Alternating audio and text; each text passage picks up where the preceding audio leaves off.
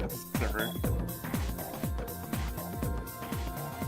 But there's my desk setup.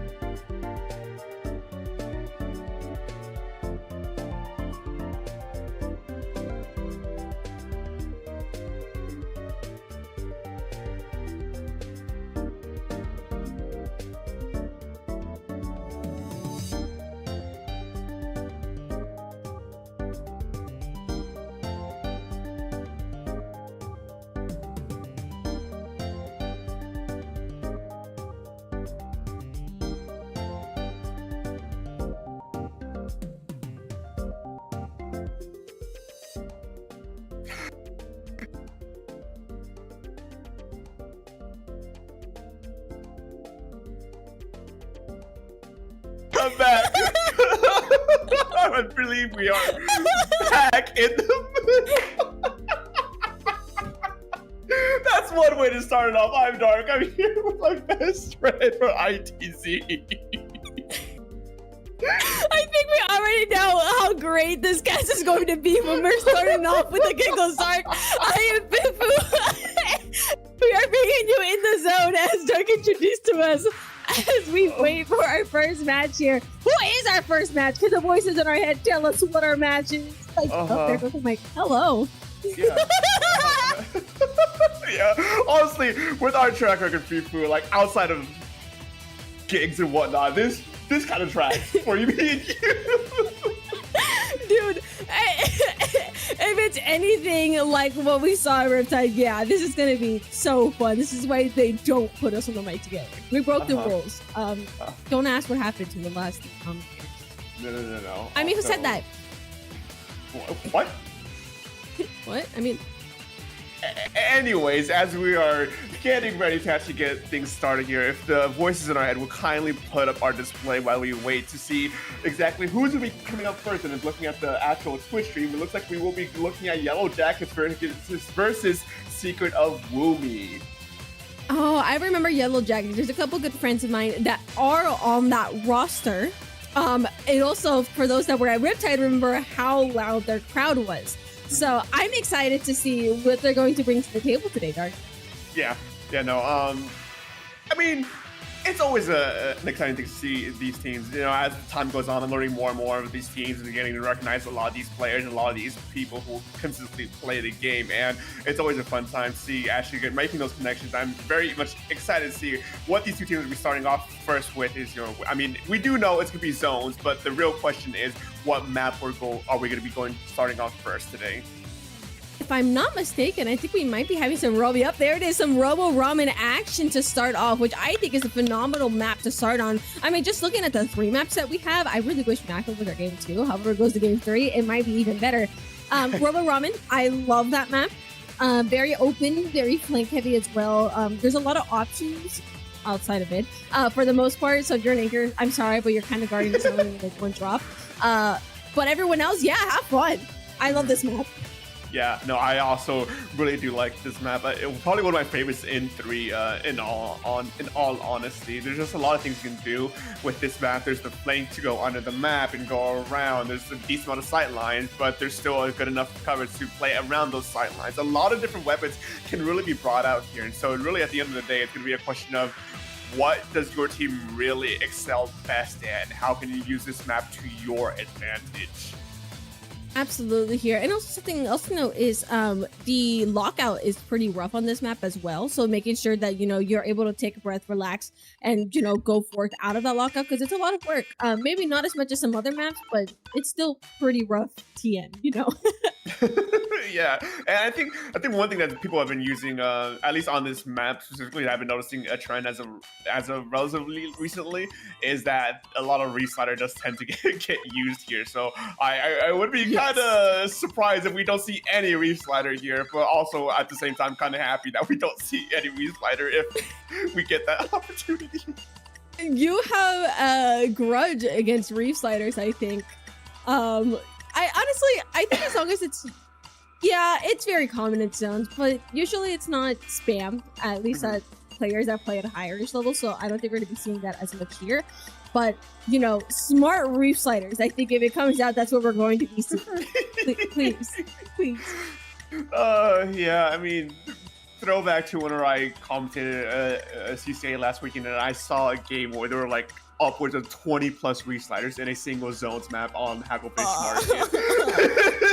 No, dude. I'm not. There's 3 between the 2 teams. There was 3 weapons with Reef Slider and a Booyah Bomb, and there was like in total there was like 30 specials dedicated to just flipping the zone.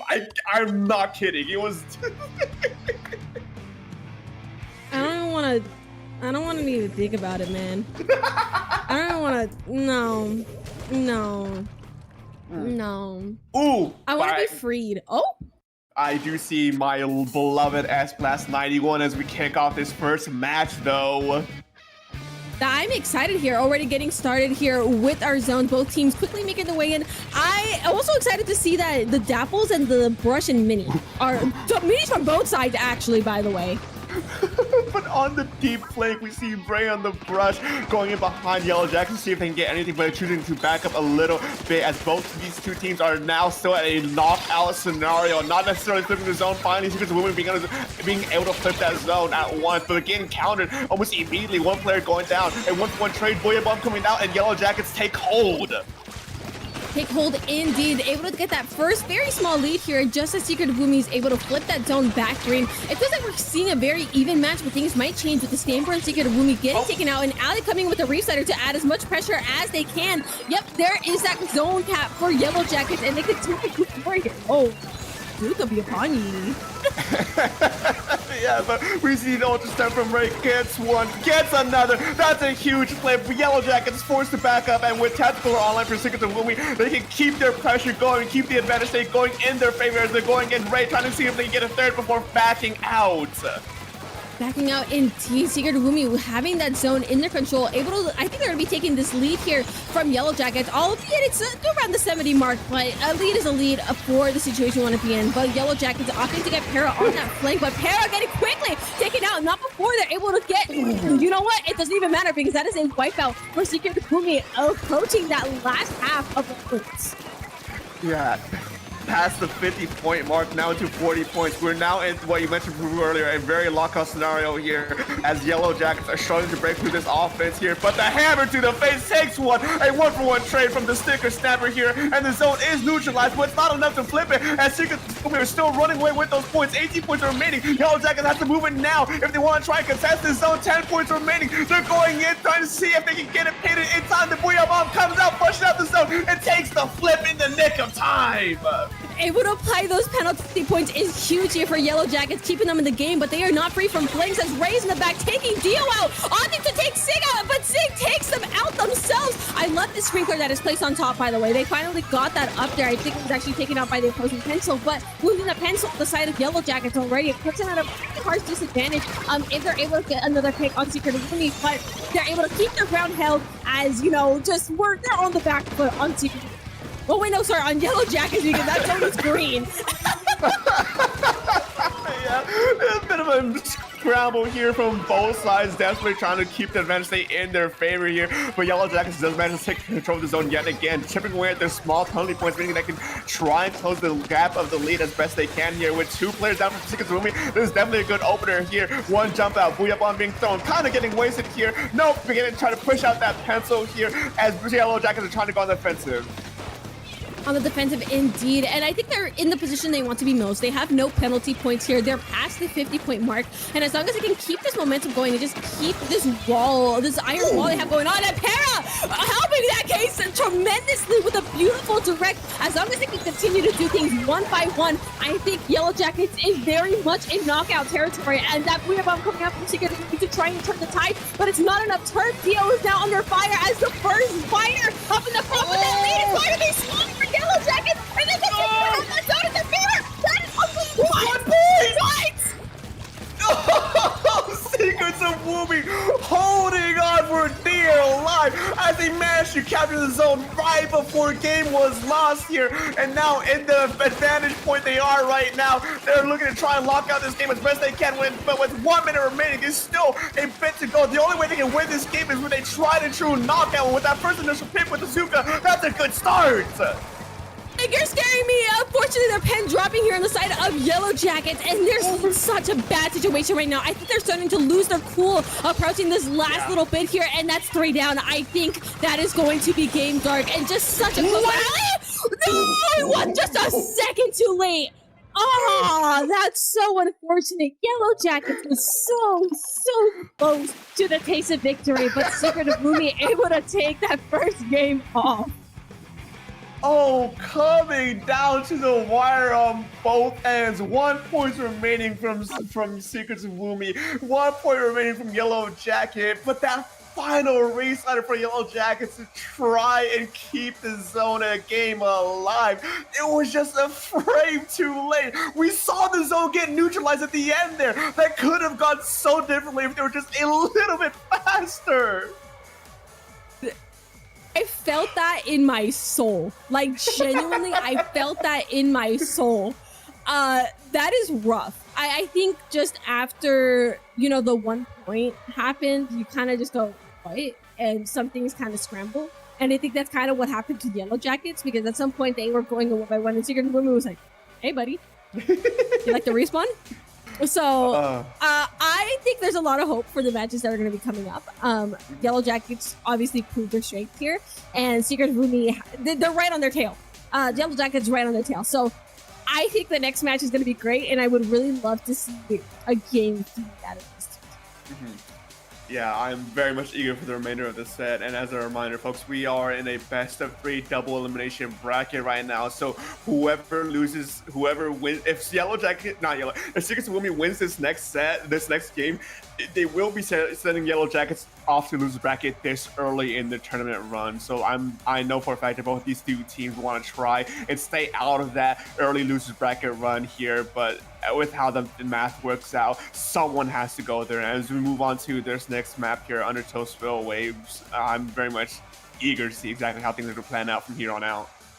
Absolutely. I'm honestly most concerned about our poor anchors that have to deal with the existence of this map, because honestly, every backline or anchor on this map feels mid, incredibly mid. But this is also just the hallway map period. I think the help with the showers that we got added back, you know, whenever they updated the maps. Whenever that was, by the way, that was a while back. I feel like a grandma. Definitely helped that a little bit, but it's still very much choke point the map. And I'm curious to see if anyone's going to bring Storm, because I think Storm covers like the entirety of that. Yeah, zones with Storm is very much of an interesting thing here. I don't know if we'll see it or not. It's going to be a bit of a gamble here. It looks like we aren't going to see it. I think there is a lot of viability for Storm. It has been, at least on some capacity, been on the up and up recently, but no, both these two teams now making breakaway for this first zone here, so you can get the first hold. First hold indeed. Again, no comp changes out on the field at the moment. We are seeing everyone taking their respective positions. We know each zone is capped in their respective colors, but the Dapples on Yellow Jackets could actually be the first one to actually go down here. But Dio looking for blood in the back lines, able to take that pick, and Para quickly following up with that, taking two off the field, hitting only the brush to fend for himself on the side of Secret Movie, and they're still not safe from the wrath of Para. Yeah, a good delayed wipeout here for Yellow Jackets. Scarlet Wumi now in a sort of an awkward position here to try and retake, but they do have to wait for their specials to come online so they can get a proper push going out here to push back Yellow Jackets here. Tactical is online so they can go out. Ray trying to see if they can get one or pull enough attention away for the rest of the team to pull out here. Killawell coming on top of the Booyah Bomb to try and cause some panic, some damage here, some mayhem, but no, they unfortunately do get picked off one by one. But in the midst of all that chaos, the zone was neutralized on one side at the very least, but there are no points capturing. And what just happened? I'm sorry, I'm cackling, man. That was the most targeted personal Reef Slider I've ever seen in my life, I think. A Reef Slider drops from the heaven, and that's that I've been victim to Pika hammers. So I'm sorry, that was funny. That said, it looks like we may be having a zone swap relatively soon here, as Secret is able to take two huge numbers off of Yellow Jackets, leaving Ali and Para defending themselves here in this corner. But whether or not they're going to be making that alive, no, we have a jump out and a death. Forcing a switch of the tides here. Secret will be having those zones. Yeah, big important thing here is that Yellow Jackets has a huge penalty point here on their side. So Secret's going to be looking to try and buy as much time as they can. Booyah Bomb going to neutralize that right-hand zone here. The Secret's will be looking to try and see if they can get control of it again. Hard hunting on the prowl, see if they can get one pick with Tactical online for them. Means it's been a bit of a hard target for them to hit. As right now, both these teams are still a bit of a stalemate. But see who is going to fall first. Ray still not being able to get the pick before finally backing off. Yeah, and it looks like Secret Woman continues to have control of the zone, able to bring down those points just a little bit further. I feel like both of these teams are making slight changes to their strategy, and they're kind of feeling each other out again. As, you know, Yellow Jackets really just has to find a way to break through. They lost two of their members here. Booyah Bomb does go out, but against the mini, it's not going to pay the zone, and that's going to be the lead swap here in the favor of Secret Woman. Yellow Jackets, they got to get their head back in the game because this game is at stake as it stands. Yeah, a bit of a repeat of what we saw last game. Yellow Jackets had a big opener on their side before Secret Rumi managed to swap the lead, and now they're looking to try to close this game out here. But luckily for them, they were able to control the zone once again and give a heavy amount of penalty points to Secret Rumi while also getting a few crucial picks to send them back to the spawn. Yeah, I think Yellow Jackets might have heard my call as they're quickly trying to take members off of Ray. Being Ray with this brush is able to take 2 members of Yellow Jackets out. I think the second this brush gets left unchecked, they're always getting some sort of value. And I think that's incredibly great here for just letting them... What? Okay, or we're running around the map too. Yeah, that's fine. Brush player doing brush things. Ray just constantly bobbing and weaving, going in and out of these fights, trying to constantly harass the backline. They're finally going down to I don't know what, as we see a bit of a scramble here. Luigi with the sticker snapper trying to see if they can get Para. Not necessarily getting one, getting a completely different opponent they were fighting originally, bringing back one before finally going down. This is just mayhem. This is so chaotic. It's like we're always playing Rerun the Rosie, and Ali over here with the reset are getting quickly taken out in the process. I feel like we're feeling some desperation coming out from these teams, just the way things are going. But that being said, Yellow Jacket, despite it all, is able to get themselves back forward and back to control of the zone, but not without losing 2 of their members once again. I think that was actually 2 down on each side, so they're going to try and keep the zone in their favor, but I just don't think there's enough to do so, as it just flips back orange and neutralized all over them. Yeah, a bit of a stalemate here, but Rumi does manage to close out the zone in the end, and 2 going down for Yellow Jackets. Rumi at the player advantage here, looking to try to clean up the remainder of Yellow Jackets here. But Para with the S-Blast, can they get one here? No, forced to use the Booyah Bomb to keep themselves alive from any danger, as they're still running away with those penalty points almost cleared of them. Looking to try to extend their lead even further, but luckily one of the zones is neutralized before getting revamped into their zone, before getting reflipped yet again. The curse of Undertow zones. The curse of Undertow zones, yeah, both of these 2 zones make this extremely stally, but we're at those last 15 seconds already. It's going to get tense, and Yellow Jackets, I'm really rooting for them to get the zone here. I really want my game 3, but with just so little time left, but there's going to be 2 down. I'm taking a Rumi. It's possible that zone is neutralized, not anymore. Yellow Jackets having control of the zone, turning it as blue as they can, and as long as they can keep this momentum going, just keep themselves safe. And get a wipeout! That's a wipeout! Okay, the game's not over yet. That being said, they have the chance. The chance is there, Dark. Oh, one misplay from Yellow Jackets in this overtime victory is all good but gone. Secret Rumi has to be very carefully but very quickly with this push to try and take away the zone. One going down to the Inkzuka, but that's not going to be not fast enough. They managed to take the control of the zone. And what just happened? No! Oh my god! They neutralized. They. Oh my god! That was literally like a second off. Are you kidding me? No! Dude! What? That's so foul. That is the foulest victory I've ever seen. That's a clutch up. That's actually the craziest clutch up. But like, as like, what? What happened was they got through their penalty points. They were going in. They got a pick off of Yellow Jackets. Secret Rumi going in, managed to neutralize the zone right at the 25-point mark. Both sides are at 25 points. And it was a scramble to get both zones back under control before finally, somehow, Secret Rumi managed to get control of both zones and win that, keeping them forcing them back to 26 points. That, I don't think I've seen anything like that happen before. It was so fast. We blinked and the zones like both got it. It was genuinely less than like, you were halfway through the tick before that lead. Yeah. Like, you were right there. That's why I'm so jaw dropped, because of genuinely how close I was. That was frames. Frames. Away from victory. Yeah, once again, Yellow Jackets, unfortunately, we're not just a few frames away from victory, but at the end of the day, it's Secrets of Woman who comes out on top with this set, going too well against Yellow Jackets, and moving on here with his winner's bracket run, sending Yellow Jackets off to the loser's bracket this early. That is one way to open up this show here. And that just sets, that sets the stadium for whoever's coming next here. Secret of Rumi, congratulations. You're going to be going forward in the winner's bracket, but Yellow Jackets is not done, as they will be, as Dark said, moving towards the loser's bracket. And I think we might already have our next set available We do have our next set. As fast as that game ended last, not as fast, but as close as that game ended here, we gotta have our next set as ready as fast as now. And Blau versus EYG and Black Lotus. I am very much looking forward to this set here. Yeah, seeing Black Lotus back on the roster here. It's been a while since I've casted them, so I'm pretty excited to see what they've got for us against. Wow, I want to Dark. Give me your thoughts about Museum while I try to dig up information about these teams. I mean, Museum del Foncino is we mostly play it with Rainmaker and Clements. We never hardly ever see what's called zones on this map. It is a bit of an awkward thing if you really think about it, because Spinner is in the middle of the zone, so really it's controlling the Spinner means you control the zone, and so a lot of these fights will be fighting around control for that Spinner in mid. No, yeah, for sure. And it's also extremely open TM. So I feel like anchors are going to have, well, especially chargers are going to have the time of their lives on this map. But I think definitely the chaos starts when someone can get on the other side. That's where the true chaos starts to happen, as in Museum fashion. You know, and I said I was going to do stuff. I'm a liar.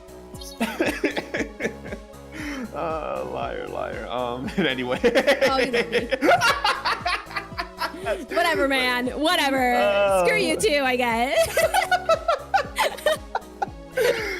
Oh man, I'm not over that last set. I'm gonna keep it a buck with everyone. That could not have been any closer. But I can only have high hopes for this next next set here.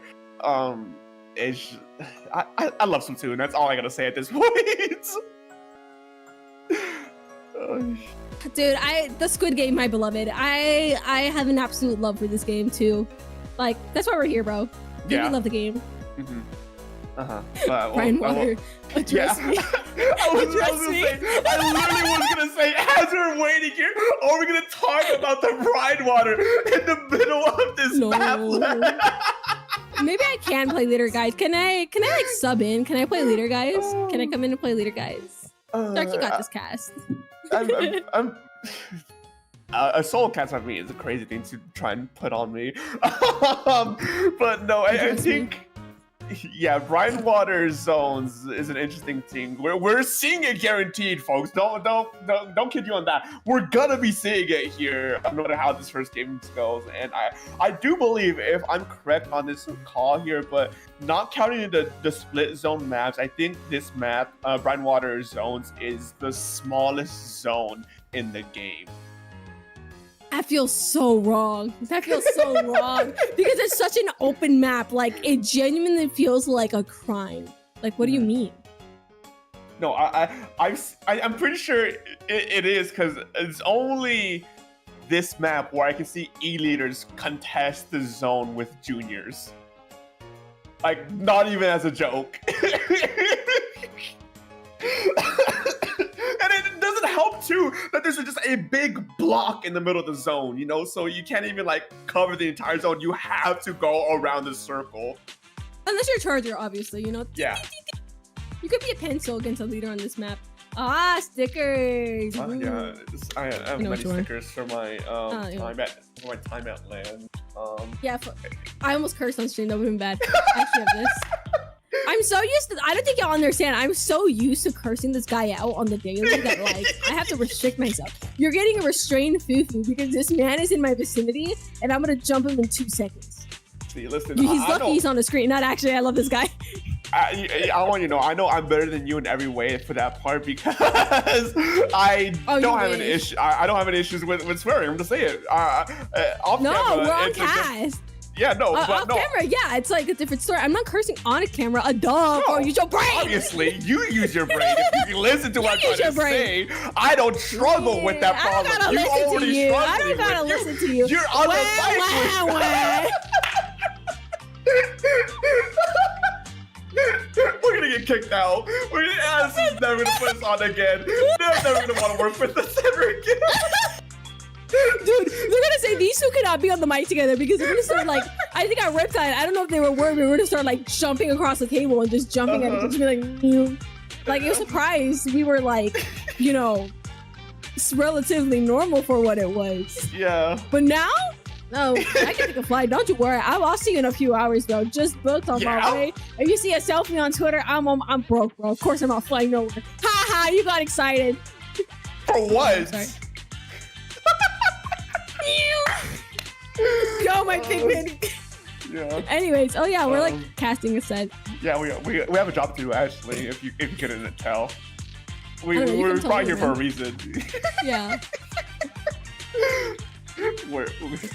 I'm gonna we're gonna get a DM from Alice after this. I just know for. She's like, hey, could you guys like not get any for this name? Like, and you know we're here just waiting. And look at this guy drinking water.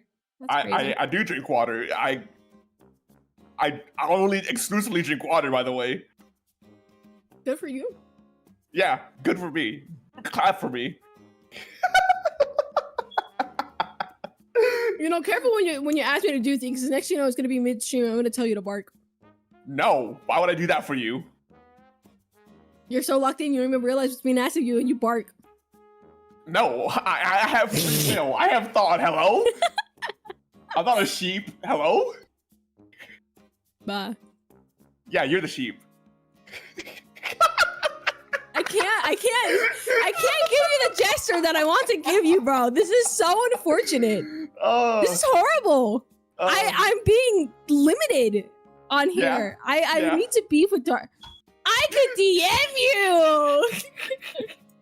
Hold on. Yeah. Yeah. This is so funny because I already have a feeling what this is gonna be. Yeah. Anyways. No, you have no idea how like locked in I am with buying time. I was on the last weekend. I was casting CCA. I was casting CCA with Hammy last weekend. And there was technical issues with Sendu that day. So at the point where there was like an hour and a half of delay. Because the TLDR of it is that because CCA has different brackets for a single tournament, or different tournaments for their single thing, Sendo didn't like it, and we had to wait for one tournament to end before moving on to the next one. Yeah, it was weird. No other, apparently that's never happened on Sendo before, and so it caused a whole hour and a half delay. But anyways, me and Hammy were just on the mic talking for 45 minutes. And hey, speaking of talking on the mic, we're finally here to do our job here. First game of this set. I am very much excited. There's a leader I was talking about. There's a leader. Leader alert. There's a leader. Yeah! Anyways, also there's a 10th umbrella. I'm very. Oh look, it's Blaster. I guess you like that, Dark. I'm playing. But yeah, I'm excited to see a 10th umbrella on the field. Honestly, very open, and it just adds an extra layer of protection. And of course, the Mesmerizer on the leader. I know you. I played against you before. And it seems that Blau has a very good opener on their side here. Managed to get those first few initial picks and are going on the offensive here to keep EYG out as far as long as they can. But they do lose a down one for a 1-1 trade. But 74 points on the first opening. That is a very solid opener. Very solid opener indeed, but the zone continues to be in neutral after Black was having control of it in the first place. That said, it looks like we got a bit of a scrap in center, but Nocta is able to get a really lovely pick there, able to get themselves their team a little bit more to work with, but it just concentrates going out on the field. There's no quite large advantage from either team yet, but maybe that might change it with this beautiful Booyah Bomb coming out for Buff S-Bots. Yeah, a good Booyah Bomb to try and buy some time, but Blau managed to get the zone captured almost immediately, and now almost already gone with the penalty points, looking to try and keep EYG out for as long as they can. Tactical was online for them for these initial picks here. Are going to be too impactful here. One going down to the Trizuka, as we see a bit of a scramble here on the right-hand side, but they do come out on top. EYG now trying to move in as fast as they can to take control of the zone and make sure they not lose as many points as they probably would have been if they didn't otherwise. No, yeah, absolutely. And this is actually huge for Black Lotus that's just leaving this. Is this a slosher against the world? Are you... Dude! Okay, this slosher is just absolutely built different because Bro went in on like essentially a 1v4 and came out alive. That is incredibly impressive. But Black gets to keep that zone for just a while longer, finally breaking past that 50-point mark. And I believe there's someone here on that left side. But actually, you can blink and it's just a little left. Yeah, Mesmerizer, the last player standing on Blah's side as they're forced to back up even further because of the Tandem missiles here, but they do have their own specials online. The S-Class unfortunately going down to the Ink Zuka as EYG has a solid hold on mid here, trying to keep Blah locked out as long as they can. Already past the 30-point mark, seeing if they can try and close the gap to the lead even further. Indeed. I feel like this is just such a rough map for both of these teams. There's a lot of back and forth, but no true advantage state from either team. You know, we haven't seen like a full like amount of people on plat. And I love leader. That was a lovely pick. But again, the trouble isn't over for Blue because there's a whole tent just bugging this left side. Not anymore. Yeah. The tent causing some issues for Blah, but unfortunately do get forced out, picked out here as now Blah manages to take control of the zone, deal a heavy amount of penalty points to EYG, and now looks to try and get another lockout once again. We're 2 minutes left remaining on this side. Booyah Bomb and Tactical are coming online here. It means that they can go on the offensive, especially with that initial pick there from the Booyah Bomb. Indeed, and we actually might see that advantage state that I've been hoping for this entire match here, seeing that leader's position very, very aggressive for what it is. But again, Black Lotus is able to get their flank on board. This 10, whether they make that!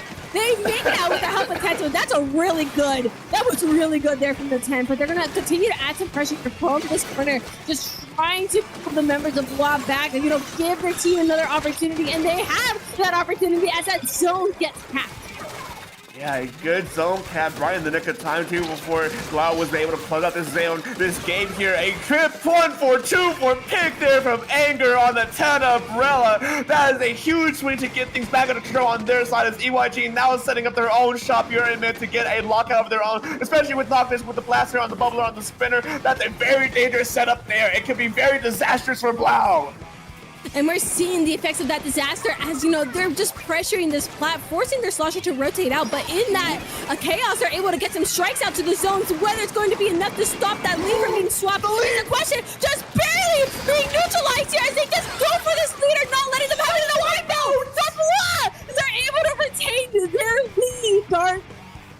And now there's only 40 seconds remaining in this game. EYG has to do whatever they can to not only just take control of the zone again, but they have to chip through 50 penalty points to take this game here. That's a lot of time they have to stall out with 2 down. And this opening push on their side, it's not looking good. We see Mesmerizer holding mid strong, especially with that Wavebreaker on the lock, trying to hold it for the right time to use it so they can buy themselves extra time. This is not looking good. Penalty points are gone. 14 seconds remaining. They're moving in, but 2 down for EYG. I do believe Blah's able to take this game without too much issue here. Yeah, and look at just beautiful job from Black. I love the leader. I love the way they played. And granted, Black Lotus was also just as insane. The way they were always taking their flanks as well. It was just phenomenal gaming from both of these teams, especially on a map like Museum that's this tough. Oh yeah, real big props. Yeah, it definitely was a big back and forth between these two teams. It really was so interesting to see the constant flips, the constant fighting to keep things just, it was like watching a metronome. It would go to Blah, then EYG, then Blah, then EYG. Yep. It was so cool, and it did down to the very last moment too. It was so good, like genuinely, like just the. It didn't feel decisive until like the very end. That's what it was, and it's just so much props. And I feel like that just tells us how close it could be going forward, or if we might see a huge advantage from one of these teams because we no longer have the death trap in the middle. Oh yeah, I mean, a good showing from both of these two teams. But now moving on to game number 2, Blau up a point in this set means that EYG is already threatening a loser's bracket run here. So it's not necessarily the best thing in the world, but it's also, you do want to try and go as far as you can on the Wizards side to keep that lifeline line for the worst case scenario here. But moving into game number 2, yeah. Address me. Go on. Brine water. Yeah. We're gonna be seeing Brine water zones here, round 2 of ITZ 46. I mean, what? Address me. Oh, you know, I'm so glad, Fufu. I'm so glad me and you were on the same wavelength earlier because I was holding us so long to finally talk about Brine Water, and as I was right about to talk about Brine Water, you know exactly what we're heading to. The brain cell, like, we share the same brain cell, and like sometimes one of us gets more part of the brain cell than the other. Yeah? No, it was evenly split in that moment. Yeah, I usually have it most of the time. As you can tell. You're lying. Now you're just lying. Nah. Anyways, brine water waiting to be addressed. Wait, can we get that on the stream? Can we please put that on top of right now? No! Anyways, Leader Gaming, we are on Brainwater, the notoriously open map that leaders love to cause the mayhem in. And there's that zone you were talking about, and the big block in the center that is threatening the zone. That said, no changes, I think, from... I think there's that dread a change. Yeah, the dread is new. Yeah, just the dread. Yeah, the dread ring is coming out on the side of Blau. I'm very eager to see exactly what the use of this dread ring is going to be here. Surprise, shocking to no surprise, most likely going to be the Roost Ladder usage here. But Blau does get the first opening here to get those first inertial points against EYG. Roost Ladder already coming in. It gets two! That hits! That, dude, the hitbox for like the 60 is so bad. It's like not even funny how big the radius is. That said, it gives Black a really, really good opportunity to get that question mark. Actually, they just lost their leader.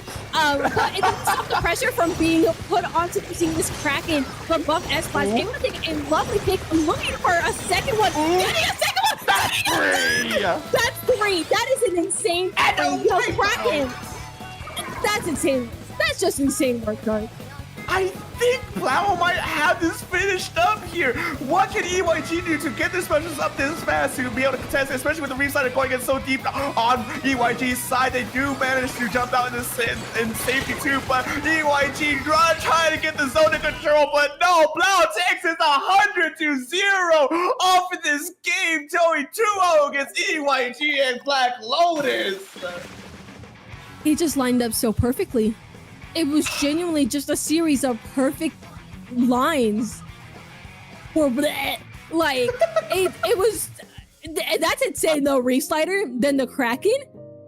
Yeah. What was Black Lotus supposed to do? Nothing! Like, that was it. They had it. And I was like, dude, it's all yours. No one's taking it from you, I promise. It's yours, man. I mean, if anything, this game here just shows exactly why we should be playing this map mode a lot more often in tournaments. I don't know about that one. Let's get this guy out of here. But man, that was an entertaining set. Those were entertaining first few sets here. EYG heading to losers bracket here as Blau moves on. But with that match being done, we do have a bit of a wait for our next round. So before we go on break, don't forget to get your food, snacks, and water. Take the restroom break as we head to a quick break here. So don't go anywhere just yet. We'll be right back.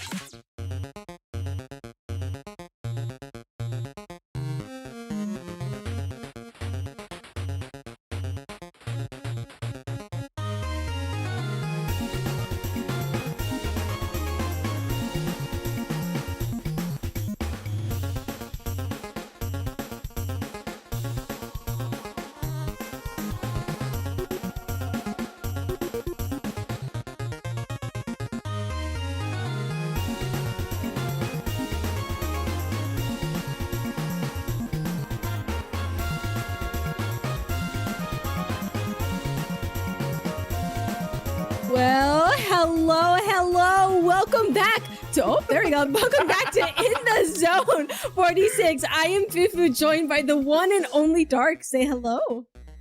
Hello. What's this guy doing? I play Dark. I love you. That being said, we are back from our break. I'm bringing you your next match here. Oro Jackson versus... The Funkles. No, the Funkles. I was like, oh, the fun uncles. Ah. I was say something so mean. Now moving forward. We are round 3 of ITZ, meaning now we're at this point, we're in a best of 5 instead of a best of 3, so a little bit more extra fun content for everyone here on the stream, moving into the next match here, and I'm very eager to see exactly what the set list is going to be here. Indeed, indeed. Oh, you're not gonna like this. You're not gonna like this. Oh no. Who let Flounder in the map pool? Which one of y'all? Which one of y'all? Because I have some words. Dude, I really hope there's not a pencil one trick or like a charger one trick on either of these teams, because I'm going to have to apologize. I'm not a one trick. Don't look at me. You are. No, I'm not. Yeah. Yeah, looking things up, we're starting things off with Flounder Heights Splat zones, and moving on to Hagfish Market zones. At the very least, we'll definitely see Humpback Pump Track zones. As for if we make it past that, it's really gonna be up to how these two teams for. I would like to go to Game 5, as we have yet to see a full set, but you know, we'll see how this first game goes. Yeah, I think just seeing how this first game is, I feel like just Flounder and Humpback are maybe like the two. If you're like on, I don't know, if you have a bucket and blaster, you're probably okay actually. Like you guys had nothing to worry about. Everyone else, they might be struggling a little bit, like especially chargers, and I think shooters have the trouble on Humpback. I don't remember. I remember it like being wasn't the most comfortable. That said, this is gonna make for a really, really interesting set, I think. Just looking at the maps. Yeah, interesting. All right.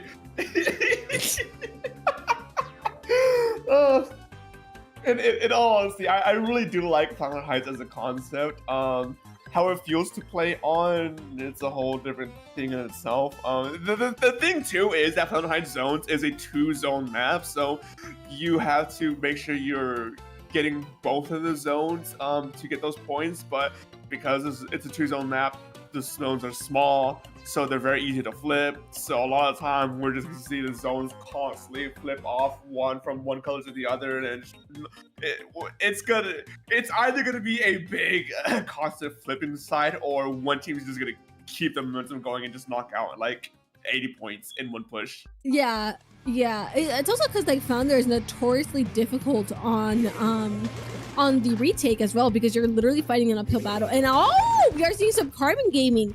I like that. And some Dread. And what kit of Dread is that? Give us the kits, Your Honor. The Beat and Weight Breaker. Yeah. I don't think we've seen this one be used at all. I will say though, as an old Range Blaster player, using Weight Breaker on this map actually feels kind of good here. So I do kind of see the vision of Weight Breaker over a Reef Slider, but in practice we're gonna see exactly if that works out well. Both teams did lose one player on one side. Tactical online for both sides, and Crabstick on the side of Oro Jackson means that they can get this first good solid push going. Yeah, Oro Jackson getting control of both those zones, and despite it was like a flank for the flank. It was really funny just seeing all these players like lined up like in alternating order. But yeah, Oro Jackson comes out on top of that interaction there, and already sees the Funkles coming off from the side, trying to find a way to make waves up on this top left corner. But again, against a Carbon on this terrain, it's gonna be really rough. Yeah, Volty with the Carbon Roller, now set up here to try and surprise the Funkles as they're coming in by 2-for-1 special on the single Zuka show. That is a huge sweep to keep the momentum in their favor. Oro Jackson can get 100-0 here. That is insane, and that just might be enough to seal the game in place here for Oro Jackson, but not if they lose their Carbon here. We are seeing some flames from this decaf fighting off the Splash, but Splash is already, nope, there's not enough time indeed. There might be actually, wait. Nope, that's it. Wait! No, it's not it! There's 2 zones! They were so distracted about the one Jackson! Oh. That's it. I just mentioned this for like 19 seconds. Oh my god. What? Okay, no, yeah, okay. Rap! What happened here? A Volty happened, apparently. Yeah.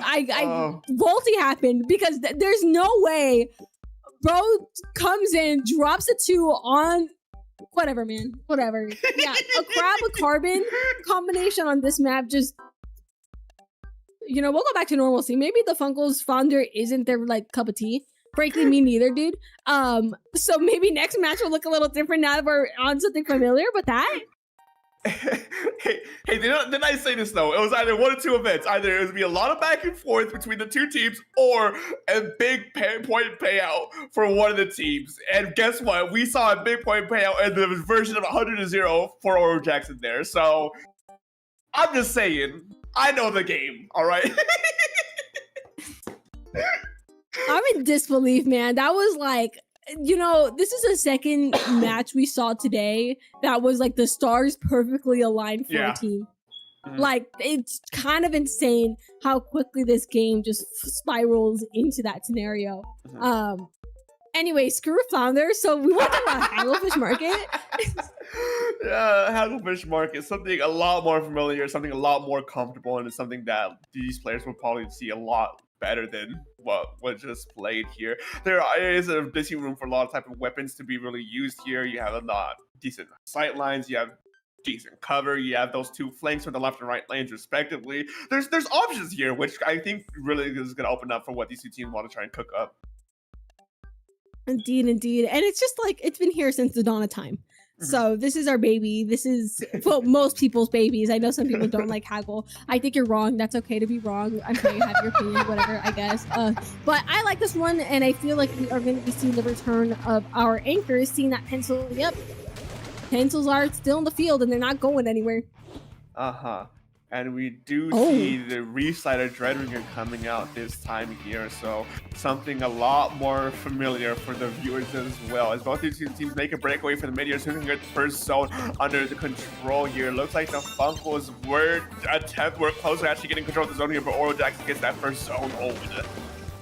First zone indeed. Oro Jackson coming in from that momentum from last game, able to just, you know, quickly rack up these points, rack up that space, and wasting no time to trying to be in their base. You know, seeing that pencil so far up tells me just where the bar is set and how far this team really wants to get in there. And it just shows. Frankly, me too, buddy. If I could be a menace in front of a base, I would too. But again, no one needs to step back, and they're playing that. What a huge swing here by the Decapitator, going in deep, pushing Oro Jackson down so the Funkos can come in, take control, deal a heavy amount of penalty points to Oro Jackson, and now the Reslider can get additional picks here. No, unfortunately whiffing wide before jumping out. Indeed, and already seen the scrap here on the left side. Toady able to come out on top from that interaction. You know, Oro Jackson waiting to get that zone all teal all over again, and they're able to grab that. And you know, only 35 penalty points to get through here. And I love what these players are positioning. I love the flow that they have. I'm trying to find the word for that. Because the flow is very nice. They're, you know, they're going back and forth. They're very fluid, and I really appreciate teams that function.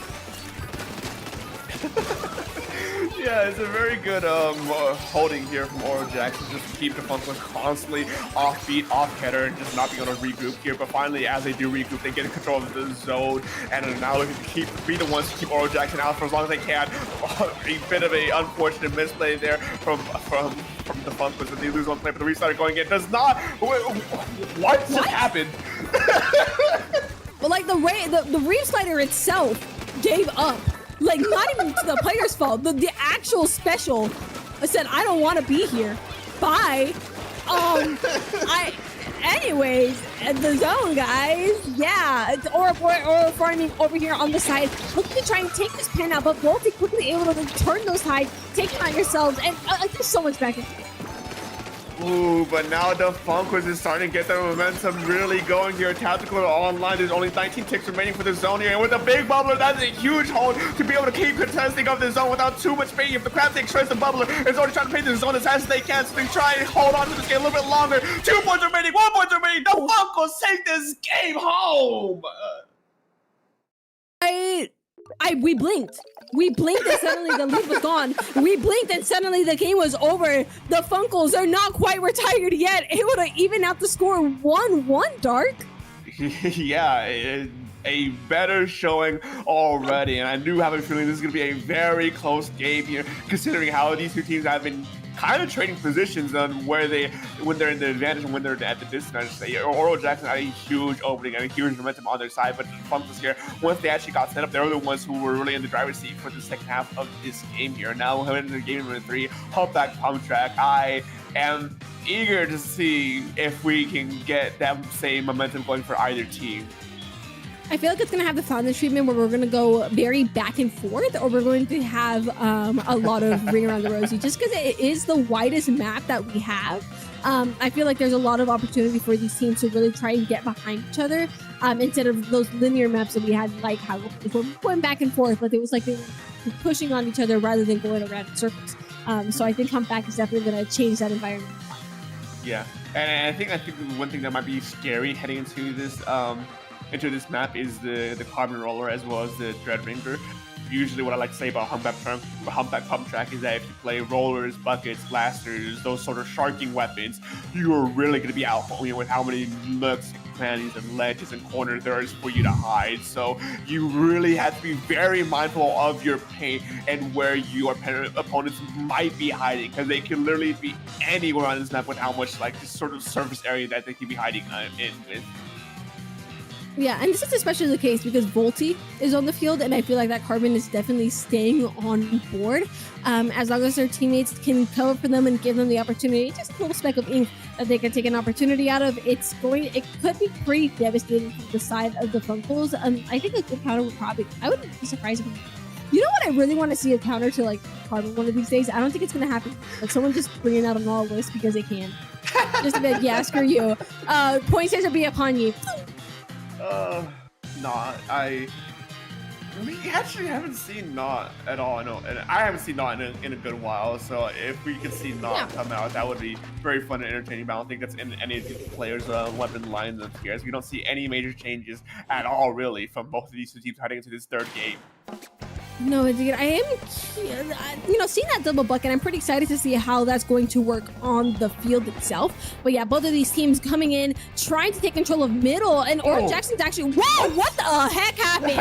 Volty happened, sure, whatever, okay. Yeah, you see what I mean? Volty just happens. Like, I'm not even trying to blaze Volty, but it just keeps happening. That's not our fault.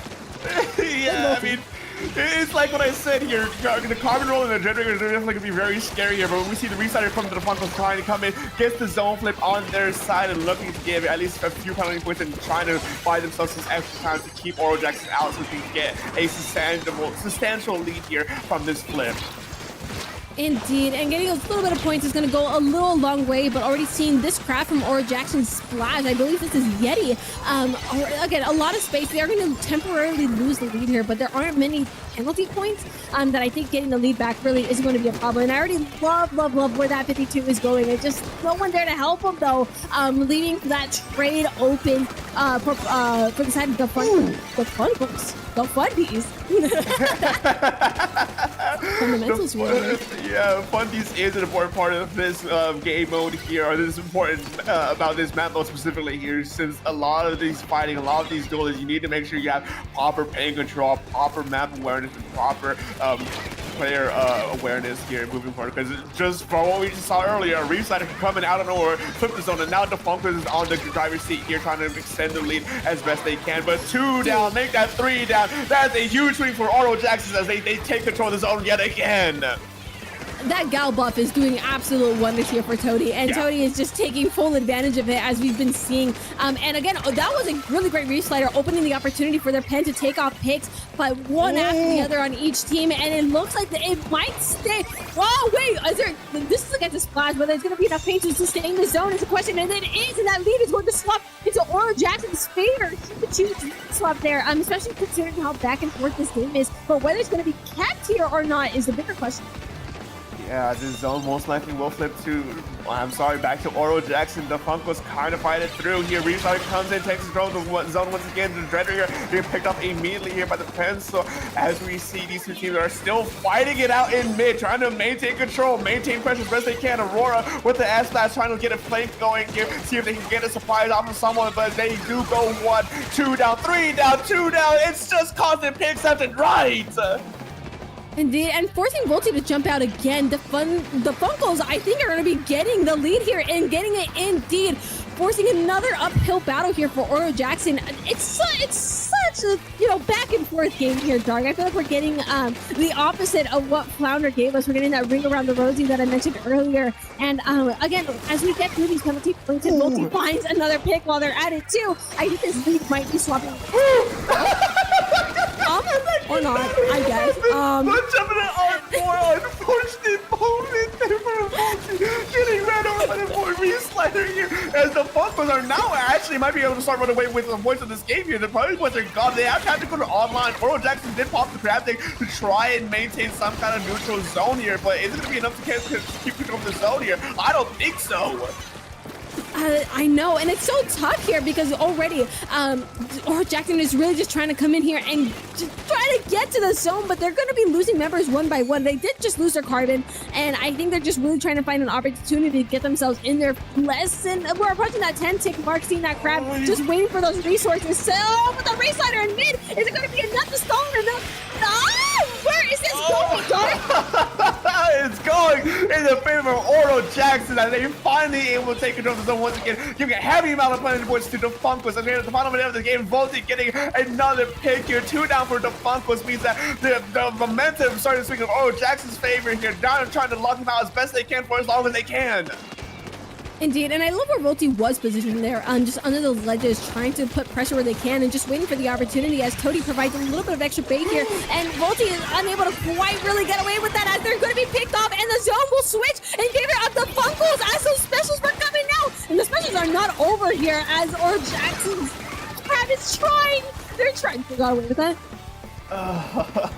It's so hard to tell right now. There's a big fight here happening in mid to try and maintain control of the zone here. We're going to see the 10-second timer get called here. If Oro Jackson can get control of the zone here, they're going to be going to overtime. But with 3 players down, I believe they won't be able to have the player count and a wipeout on top. Oro Jackson does not take that zone into overtime. We see the Funkos takes game number 3.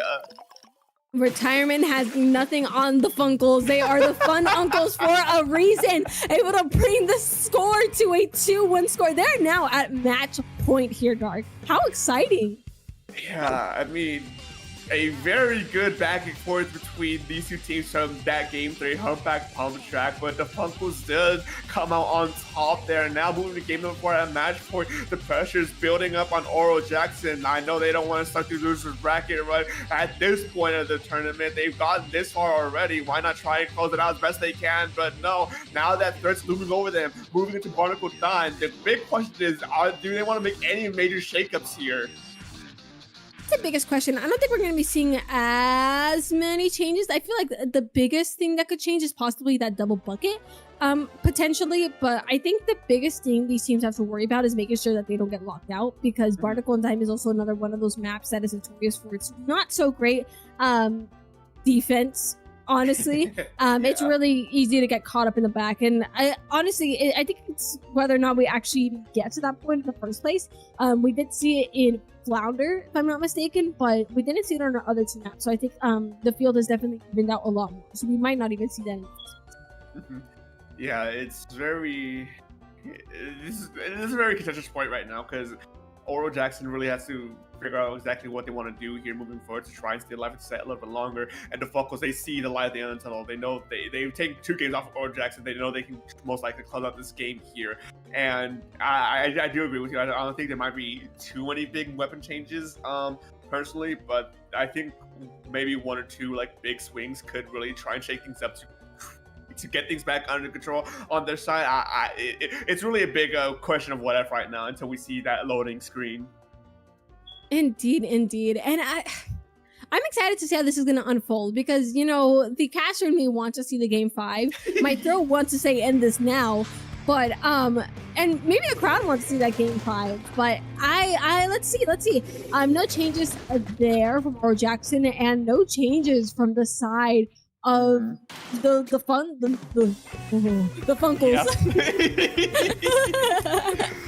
Oh man, both these two teams are confident with what they have, so they are going in with confidence to try and win out this set or close out this set here. Now Oro Jackson is proving to have a good opening on their side, taking control of the zone with taking 2 players from the Funkles out already, but the Resider going on the defense side does not get anyone gets punished immediately.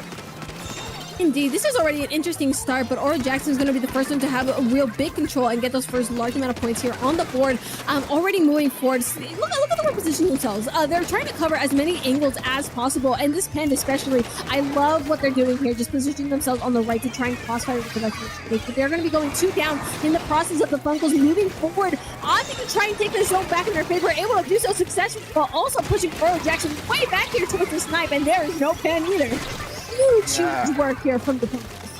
Yeah, a huge swing for the Funkles to get this game and some semblance of control for themselves. But Oro Jackson did have a very solid opening hold here. I think all the way down to 50 points within the first hold is a very good start here and gives them some time to play around with to try and maintain their lead or try and keep this lead as long as they can. So the perhaps they can have to put it online and be used for production areas and go especially on the aggressive here to try and get any surprise picks here, but they do only just get the 1 bucket player before finally retreating as that red tactical just come down and 2 players down from the Funkles. Oro Jackson definitely wants to move in here, try and get 1 pick, a 1-for-1 trade. That is a solid start. A solid start indeed, but already seeing all the members of the Funkles trying to get themselves back in there. Their pen doing an amazing job of staying alive here and making sure that their team can get jumps. But again, it prevented Oro Jackson from truly getting in there and putting themselves in a lockout position. And I think that was just as important as the lead points that they get here. And again, it proved to be effective because look at what's happening on the field. They're in control. Yeah, the Funkles right now, I mean, the driver's seat as I say that though. 2 down, make that 3 down for the Funkles. Oro Jackson struck back and struck hard, sending what is pretty virtually a wipeout at this point for the Funkles as they're getting ready to get a lockout. We have Trizuka from Volti at the ready to take aim on anyone who dares drop down on being used here. Tactical Cooler is used from the Funkles and it does not get anyone from Volti's side. Unfortunately, they do lose one, but they're looking to at least extend their lead as best they can here. Woo!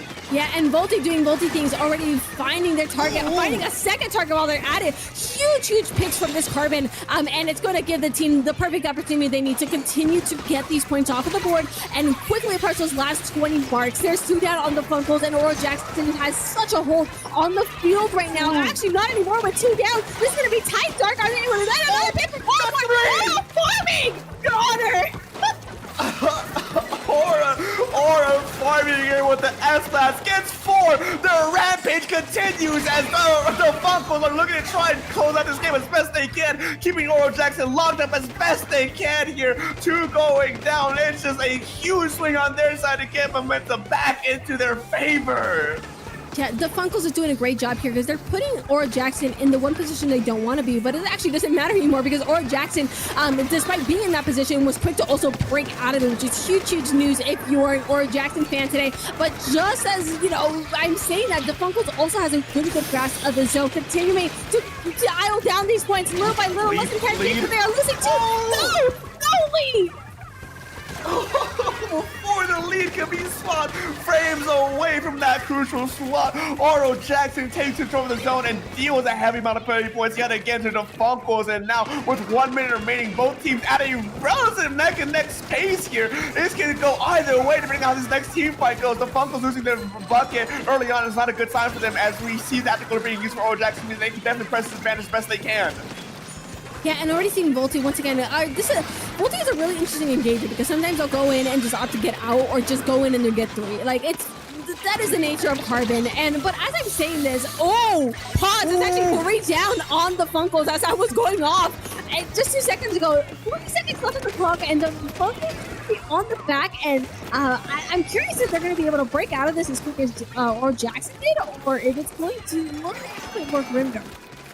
Yeah, it's so hard to tell right now. This is going to come down to the wire. Jackson looking to stay alive for one more game in this set, and DeFunkles want to close this set here and out now. 2 down for Jackson, back to Cooler, and the Ink Strikes coming in to try and make some space, but it's not enough. The zone is still uncontested. Your Booyah Bomb coming out to try and close the game with the Reslider, but still 1-for-1 trade from both sides here. There's still penalty points on the side of DeFunkles, so we most likely will be seeing overtime, and Jackson does not contain control of the zone here as they're looking to try to desperately close this game out as best they can. Crab take tactical, 1 player down for the Funkles.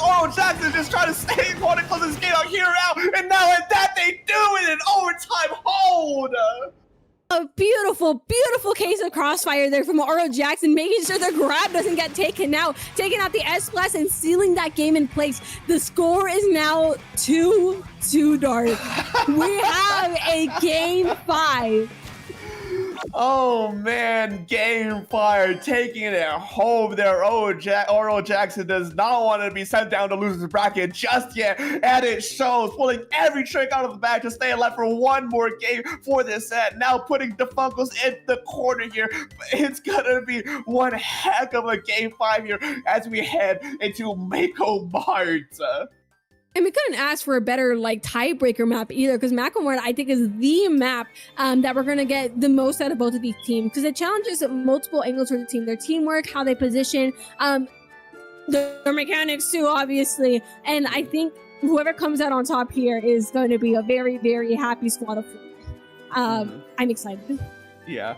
I mean, the thing is too is that Mako Mart is another one of those maps where I mentioned where rollers, buckets, and blasters really like it here, and these two teams have both of those weapon types here, and so it's very much going to be a matter of how well you have paint control against your opponents as well. And it's hard to say who actually is better at paint control right now from these past 4 games, because I feel like it's been relatively neck and neck, right? But I'm very much excited for this game 5. No, yeah, same here. And just I don't know, these teams are so close in skill at this point, and it's very interesting to see the difference from what we saw in the very beginning of the set to what it's looking like now. And I feel like you just feel the energy from both of these teams. Because I think they might be thinking though, because we're on the little waiting set. Never mind, it just proved me wrong. But this is our tiebreaker match. This is our game 5 dark. I'm excited. These teams are ready to start beating. Let's get it. And once again, no changes yet again. These teams are very confident with what they've been bringing, and rightfully so. And taking it to game 5 at this point, each team knows they have what it takes to beat out the other one. Now, as a breakaway from this mid here to see who can get first control of the zone here, Cody unfortunately is the first pick here as Funkles gets this first zone. Yep, the zone is not going to stay like that for long, though. Seeing this crab here from Oro Jackson already making waves. I love the pressure. I love the way this crab is being used. And you can just see the effects from the overhead when it does come out. And, dude, this is just amazing gaming here from Oro Jackson. Able to take that first here. And this splash is taken out in the process. There's a lot of specials and a lot of players moving around and interacting, I think, with this.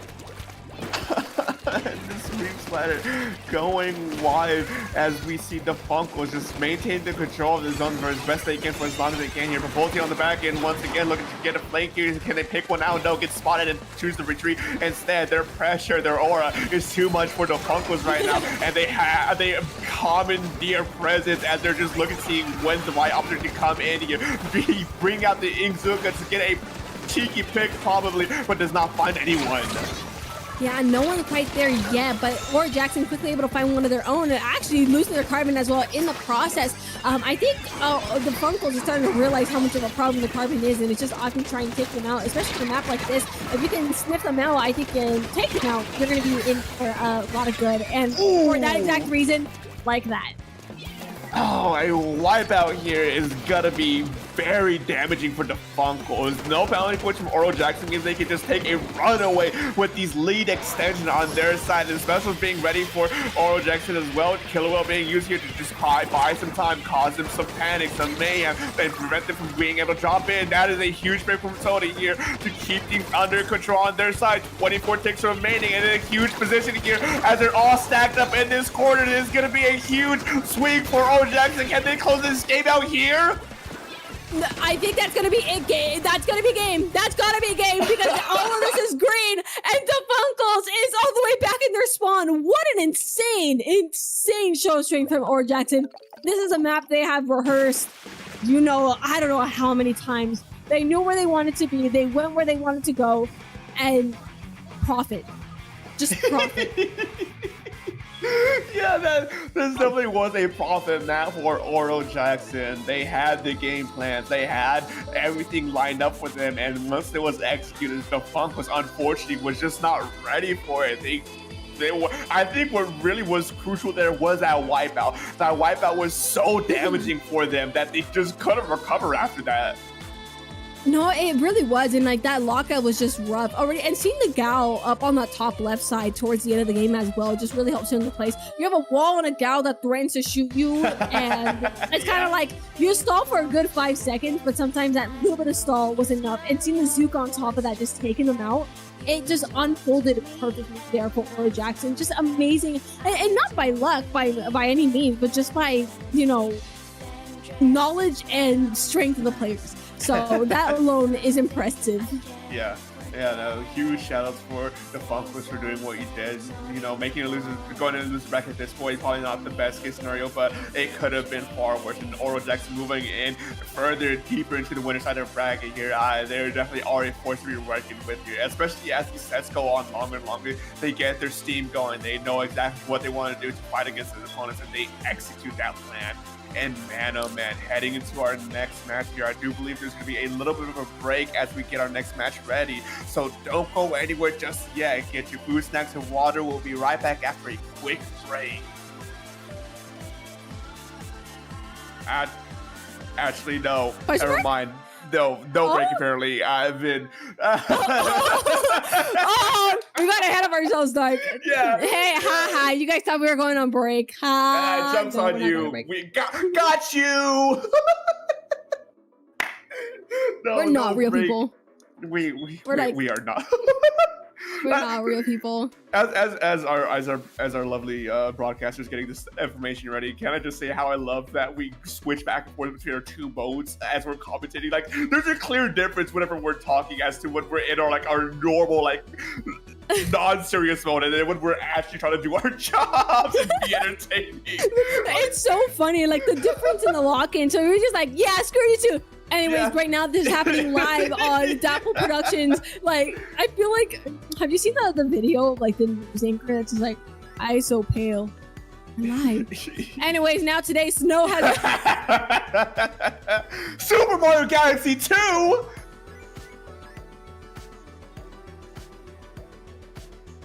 You just lit a fire in Dark.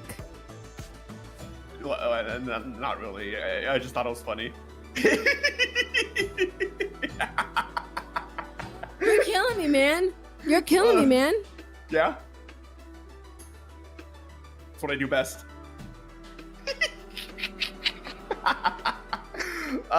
Super Mario Galaxy 2 versus Easy Med. Easy Med. I'm calling you Easy Med from now, unless broadcaster tells me otherwise. Easy Med is your name. SMG2 and Easy Med. There we go. You're in, like, how much water did you? How full was that before we started casting? Well, as you get a quick taste of our maps here, it is less than half full right now. Oh wow! Oh wow! I told you I drink water. I can tell you drink water. Oh, God forbid. Anyways, Barnacle and I, we're back in the building. Okay, I think it's probably like the best set of maps we could possibly have at the moment. Mine is actually no, not really. I'm a liar. Definitely not the best set of maps. Maybe for me because I'm an anchor and a charger player. But I like these maps. I like these maps. Yeah. Yeah. Shut up. I will say I'm sorry. First... Yeah. I mean, who said that? All right, bud. Huh? These first 3 maps, I will say, are definitely something that these players are going to be a lot more comfortable with. But as we head to the later portions of the guaranteed sets that are going to be played, you see here, Museum del Fonsino and Mincemeat over there. It's definitely when they can kind of get a bit dicey with what these players may or may not know. Not to say that these players don't know how to play these maps, but it's just generally you don't see competitive tournaments run those maps. Is what I'm trying to get at. Me. We're not doing this bit again. We're not doing this bit again.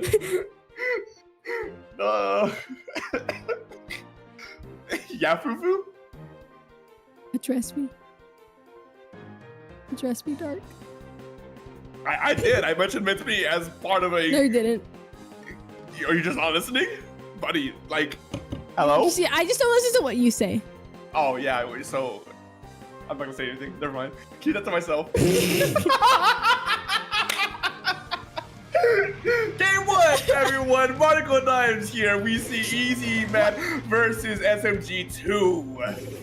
It's killing the boys. They are back and they're ready to cause some mayhem, methinks here, Dark. I love E-Leader.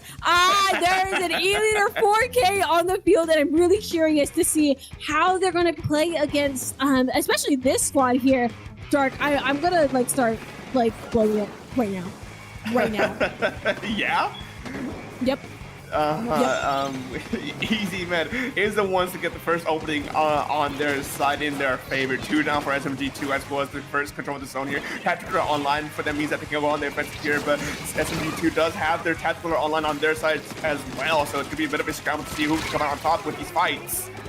Yeah, and scrambling indeed, and I think Easy Man is going to be the first one to have that first real big layer of control. I already seen this leader set up in a relatively safe position, and it's going to be a little dicey here, especially with Gray getting that Booyah Bomb, able to take Gray out, but losing their leader in the process, giving Super Mario Galaxy 2 the opportunity to really get themselves in there without the pressure of a one-shot target behind them.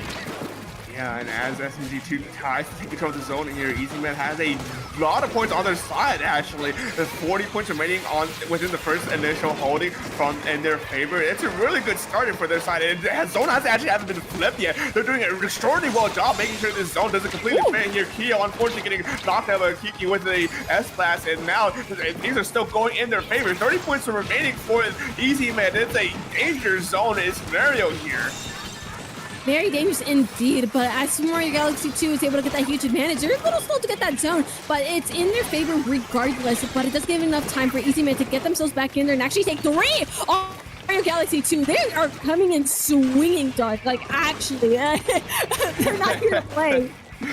No, at this point of the bracket run, neither of these teams are here to play. They want to win it all here. So we see Gray get a huge pick here with the S-Blast, looking to get their second pick if they can. Booyah Bomb is used to try and zone it out here, but does not find anyone. SMG2 does take control of the zone once again, killing Easy Man a decent chunk of penalty points here. Zipcaster being used to try going to the defense. Silver finds one. Can they find another on the E-Leader before getting shut down? No, they don't.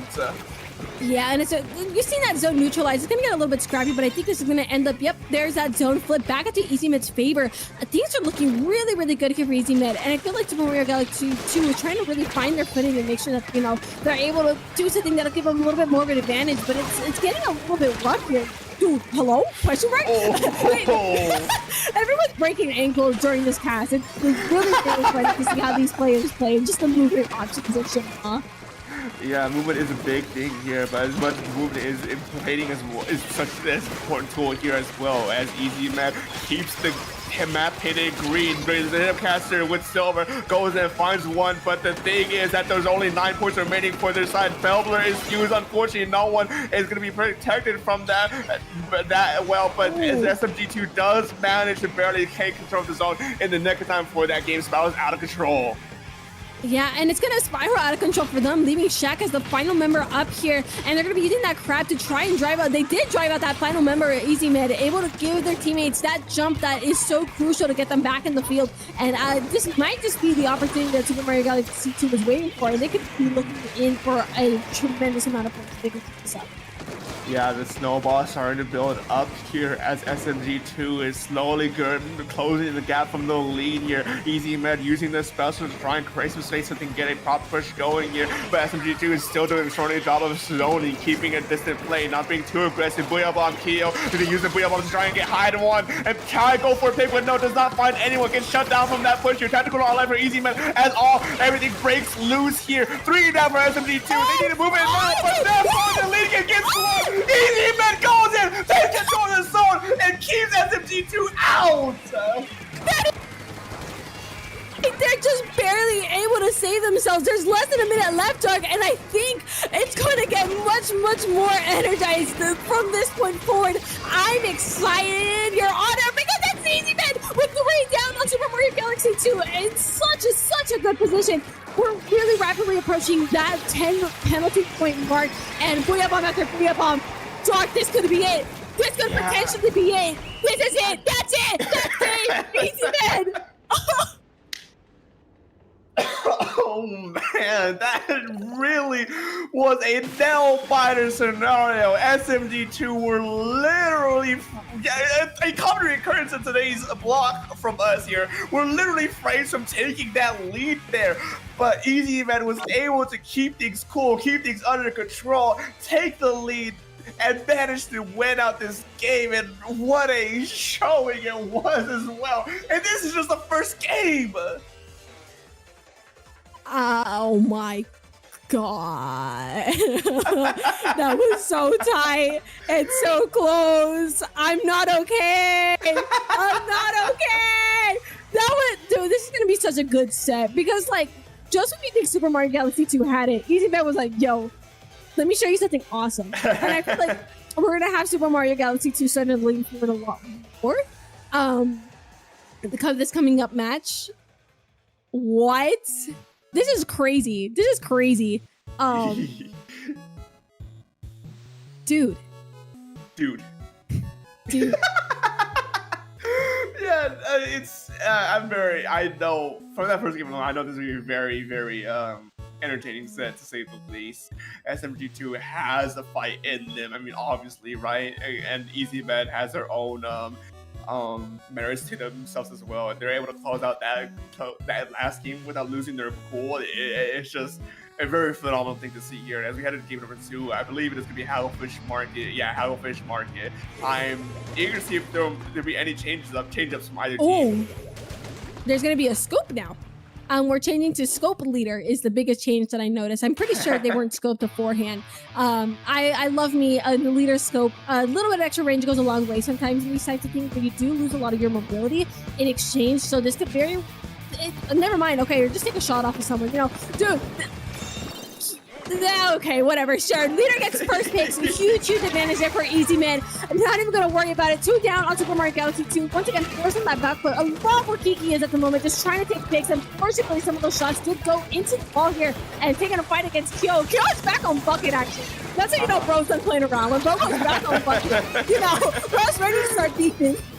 Yeah, I mean, things are actually starting to work out for SMG2. You know, their opening wasn't as probably what they wanted here. 3 now, make that delayed wipeout for Easy Man there. It can come and take control of the zone, deal a decent chunk with penalty points to Easy Man as they're now getting set up for their own lock scenario here, especially with Tactical Online. Yoshio is trying to see if they can get any zoning picks here from Easy Man as they're coming in, but it seems that there's going to be much to do as 2 is down from SMG2. Yeah, and here's Yosha just trying to, you know, keep the zone stable, just trying to, you know, hold the ground, but it's not going to be enough to stop that zone from flipping. 4K taking an excellent pick here on Gray, looking to move forward here. Add to a little bit of range of pressure. I love the way this leader utilizes their pressure just with the radius. But yo, ring around the rosy, bro. That was such a ring around the rosy interaction, dude. 8 circles, are you kidding me? That's so fun. Oh my God. Never coming back. SMG2 is unfortunately starting to lose their momentum here as Easy Man got their footing, down 30 points remaining on their side, but a good pick from Yoshio. Make that 2 picks from Yoshio mean that they can definitely start getting things back under control here to try if triple Apex comes in. You can control the zone here, but it's not enough. They have to clean up a little bit to get true control of the zone here. Now Tactical Online once again, and heavy battle penalty points. Easy Man is now on the back foot here. Yeah, and this might be the opportunity Super Mario Galaxy is going for here, as Gray is set up in an excellent position here on this ledge, but getting taken out in the process. Able to take 1 for 1, but I think this is just enough space that Super Mario Galaxy 2 can, really capitalize on this. Seeing them move forward into the face of Easy Med, really there to cause them mayhem and try to get as many points as they can. Beautiful rotation there. Perfect kill, able to recenter themselves and get themselves in a better position. And beautiful stuff, a wipeout for Super Mario Galaxy 2. And look where they're positioned on the map here. SMG2 is very much on the front loading side of the map here, trying to make sure the Easy Man has as much time as they need to go and try and contest the zone, especially with 2 players down. Gray gets another before falling down, and I do believe this game is going to SMG2 has nothing Easy Man can do to try and close the distance and get to the zone as SMG2 takes game number 2. Once they were able to get themselves into that, really, really offensive position, that was game. They knew exactly what they were going for, and at that point, with that little point, it just wasn't enough time. I think I got there at around like the 50-point mark, but even then, they were getting picks like crazy. It was just like one after the other. Beautifully done there from Super Mario Galaxy. Yeah, I do have the feeling this might be another one of those sets that might go to a game line without back and forth. These two teams have been, even with game number 1, SMG2 did an extraordinarily well job to close the gap as best they did there, but it just couldn't come out at the end as Easy Men were the ones to come out here. But SMG2 here in the second game, once they got that wipeout, they set up so fast that you blinked and the Easy Man side of the map was already painted blue, and that just killed so much time for them to try and find the path to go back up to zone to try and contest it. That it was beautiful. It was beautiful. It was just so quick and so organized. Like they heard the wipeout, and it was like go. They didn't even have to hear it. They just knew. Like by the point you get three people in the background, 3 people down. Well, they are in the background. They're at the respawn. That's the go button. The lights turn green. Go do what you got to do, and they went from 0 to 100 really quickly. Also, there's in the background, by the way. I love leader. I'll show it off when we're back. Now game number 3. These two teams are starting to find their stride, their footing against one another as we head into Inkblot Art Academy. A bit of an awkward map for zones, but a map everyone's familiar with nonetheless. So I'm eager to see exactly how things will be playing out here moving to game number 3. Indeed. And I'm noticing the pencil taking a very interesting position here on the shell instead of the window, and I think that's very much to avoid the leader. And moving forward, actually, they might have just been for opening cooler, but one down on each side of the teams. It's going to be very even opening for now until one of these teams is able to get a really good advantage, and I think Easy Man might just have found it, taking 2 members down, but quickly evened out by Yoshell's beautiful pick there. Easy Man has control of the zone, but, Super Mario Galaxy 2 hasn't let up yet.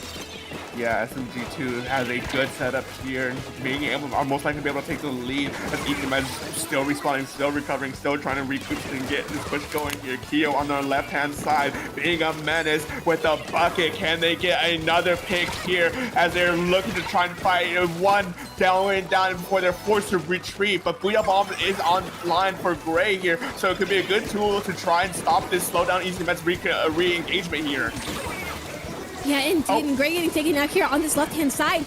But so are these missiles coming up here from Shaq. Huge numbers there for Super Mario Galaxy 2 to try and get some pressure on the field. And they are the only team with, past the 90 points. They are at those 43 compared to the 90 that Easy Man is on. So they're just, they're holding. They're here to be a never-ending storm against the players of Easy Man. But it's not going to be enough against a leader that has the A. Who's a sharpshooter. There we go. That's the word. The sharpshooter.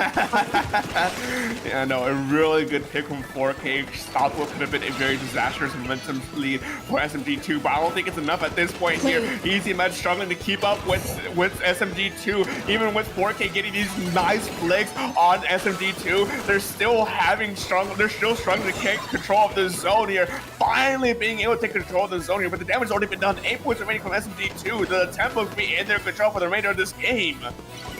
Yeah, and it feels like Super Mario Galaxy 2 really upped the tempo there compared to the last 2 games that we saw. As they're just, they're making circles around Easy Med right now. They haven't really been able to get control of the zone on the side of Easy Med. And Super Mario Galaxy 2, they have the zone. They're getting to the penalty points. They're in an 8-point lead, and they continue to just put a significant amount of pressure onto Easy Med, just not really giving them the chance to breathe at all.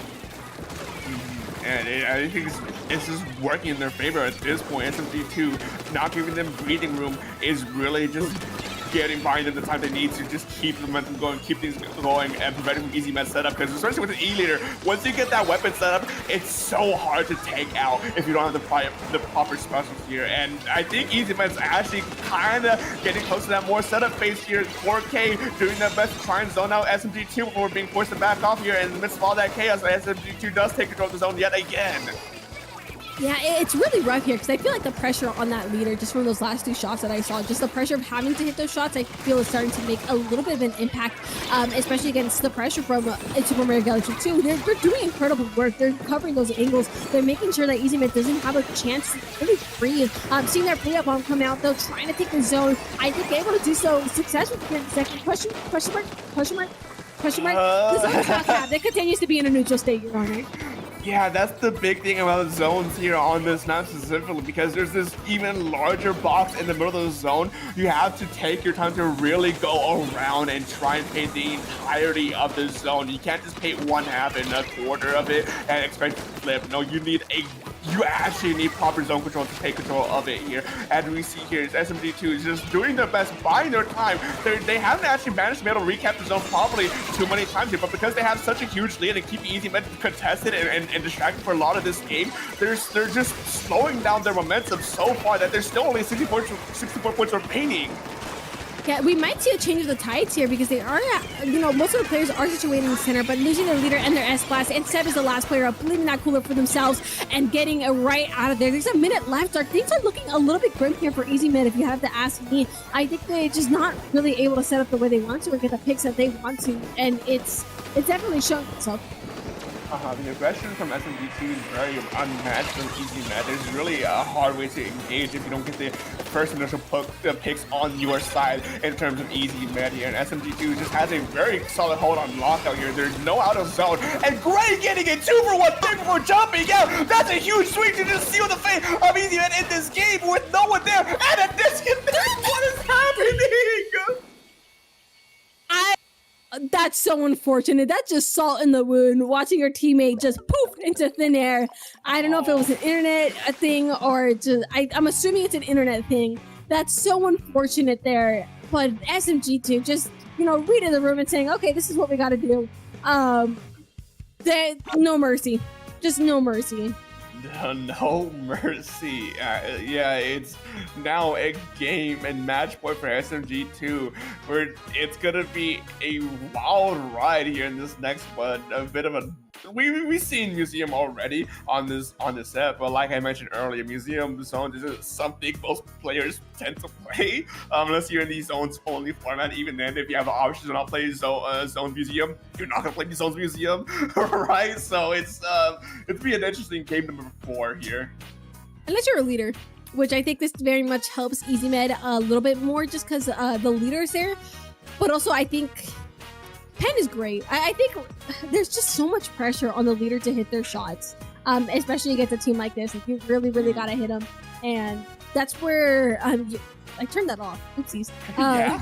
I think that's where Yosho has that little bit of advantage on the Pen, because you have the flexibility to miss your shot, knowing that you have not only 4 more, but you're also putting a lot of paint on the ground as a safeguard, as if you don't hit your shot.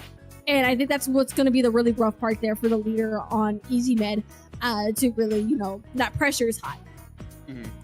Yeah, really, it's part of the age-old question, like, why would you want a something that hits multiple times if you just hit your shot, you don't need all those extra shots. Like, just hit the E-leader 1 tap, you don't need, what good is pencil if they're not around to try and contest the pencil?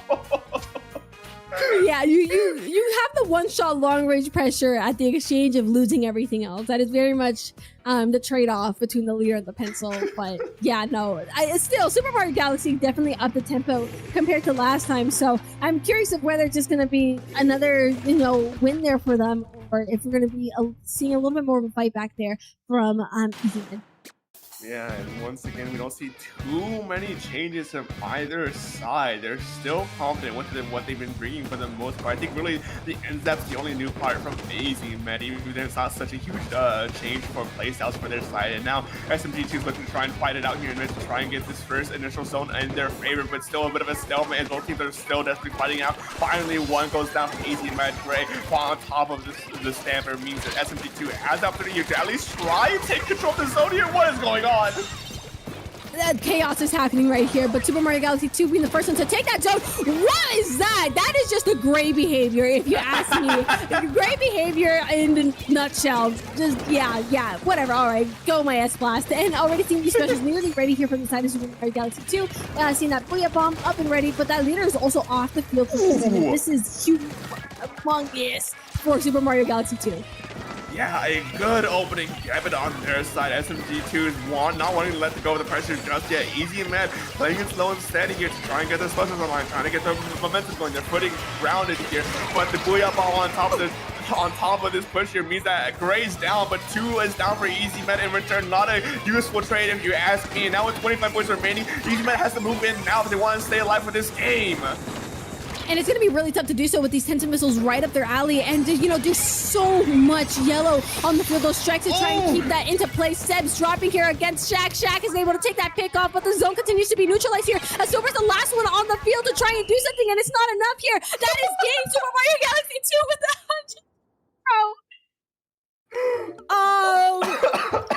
100. Yeah, they were done playing around. They were like, okay, yeah, we won out. Let me out. Let me out. SMG2 knew exactly what they wanted to do, executed it, and did not let EasyMed any chance of any breathing room, any regrouping, any possibility of getting any initial pain on the ground, and he just cleaned up that game without any issue whatsoever. I'm speechless. It's like Uma Musume when you pick up velocity in the corner and then it just follows into the straight. Yeah, like game 2, they leaned forward and just it kept getting faster from there. It just kept going, and that was just Super Mario Galaxy 2. They are the pace chasers of the century, or like yeah, I think the pace chasers. I think pace chasers is kind of where it's at. I wouldn't know. I don't play that game. No, maybe you could. Maybe you should. You know, I could show you how to play. I don't have time. That's the issue. No, I don't have time. No, with that attitude. We've been over this again. When I say can't do something, I know that I can't do something. But as we're wrapping things up, a huge shout out for SMG2 as they managed to clean up this 3-1 over Easy Med, but Easy Med is not out of it just yet. They still have their opportunity to try and make up for this loss in loser's bracket. And as we head on for the next set, I do have the unfortunate news to the viewers here that our block here is finished. We are, in fact, done. It was a pleasure being on the mic with you here, Dark, and beautiful, beautiful sets that we had here today, especially ending off on this exciting note. Just really goes to show how exciting things are going to get later down the line. But that said, Dark, we are out of here. Where can the people find you? Well, most people can find me most likely on Blue Sky at SBF Dark, where I just put random ramblings from time to time and whatnot. But more often than not, you'll hear my voice time and time again across the multiple organizations we have here in the community, in the scene, either here at Dapple Productions, IPL, CCA. I am literally all over them. I've been Fufu. Where can they find you, bestie? You guys can find me at @SplatFufu on Blue Sky, Twitter, and Twitch. I'm currently on a mini hiatus because I have, just a little bit of wrist problems. That being said, I'm still going to be on the mic, and you will hear both of us tomorrow as well on CCA, methinks. But also, huge shout out to Samba Perez for doing our casting, our webcam, our spec cam. There it is. But they are not done. There is more action to be had. But that is it for Dark and I. You guys have fun. The action's not over. See you guys.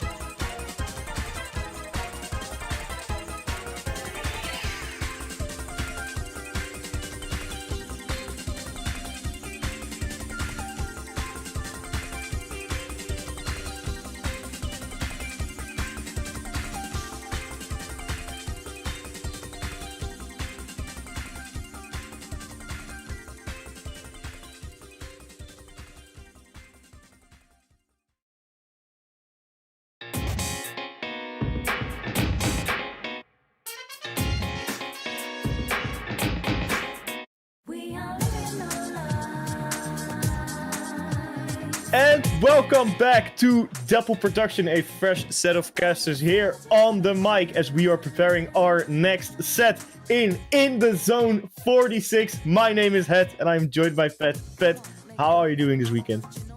I am doing great. I've been watching some of this tournament so far. It's been incredibly exciting. We've had so many great players showing us the best you can play in Splatoon, and I mean, now we're in winners bracket finals. We're in the top two of this tournament, Het, and ready to watch our two undefeated teams ready to fight each other.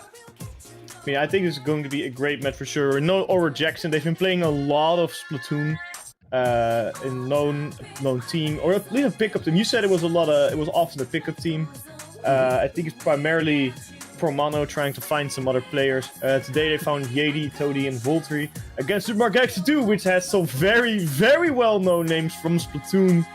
Some of the players are almost undefeated or at the best of the best, such as Kyo-chan and Gray, and of course joined by Shaq and Yoshio. So I think we are about to have a very, very exciting match, and of course in the zone, Splat zones only. Always fun to see. Now, I think our previous casters who did an amazing job also explained all the rules, bells and whistles of In the Zone. So I'm not going into deep in it here, but what I am going a bit deeper off in is the map that we're going to play first, which is Mahi Mahi Resort, which is a very nice opening, and I like how it's a map which very much changes the state that it's in over the course of the match, meaning you'll get more opportunities the longer you play the set. And I'm wondering how these two teams are going to react to that, because I believe both of them are pickups. Super Mario Galaxy 2 obviously a little bit controversial right now because of the pricing, and for some people saying it was maybe the worst version that has been released in the game, but I'm not going to comment about that. And of course Oro Jackson, which is a pickup as well. So they've been playing wonderfully, like you said. Both are undefeated so far. So let's see if they can remain undefeated. Well, one team is about to lose a set. One team will go to the lower bracket finals. The other one, of course, will qualify directly for grand finals and will be in the best position. And lots on the line for this set, of course. And starting with Mahi Mahi Resort, a map that, of course, both of these pickups have put on their list of maps to play.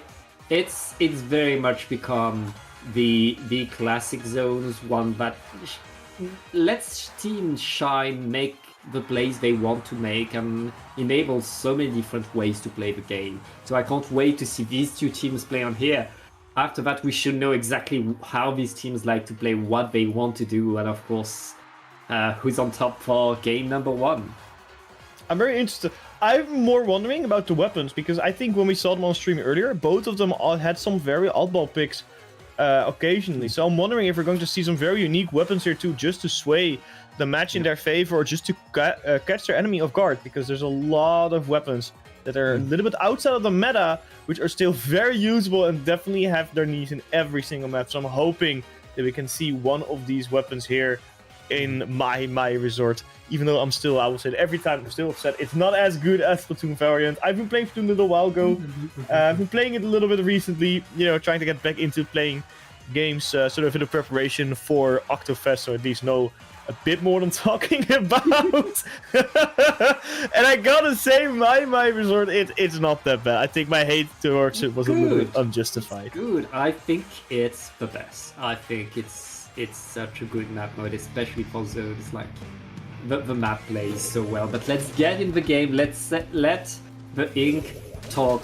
Yeah, there's a few unusual picks, but overall, these are the weapons we could expect from these players. Let's see how these two teams are gonna go. Of course, Oro Jackson in purple have a carbon roller with Volty. Volty will be able to sneak their way forward, and is already trying to get a splat, and is going to get two for the price of one. That's allowing Oro Jackson in pink to get control of the zone.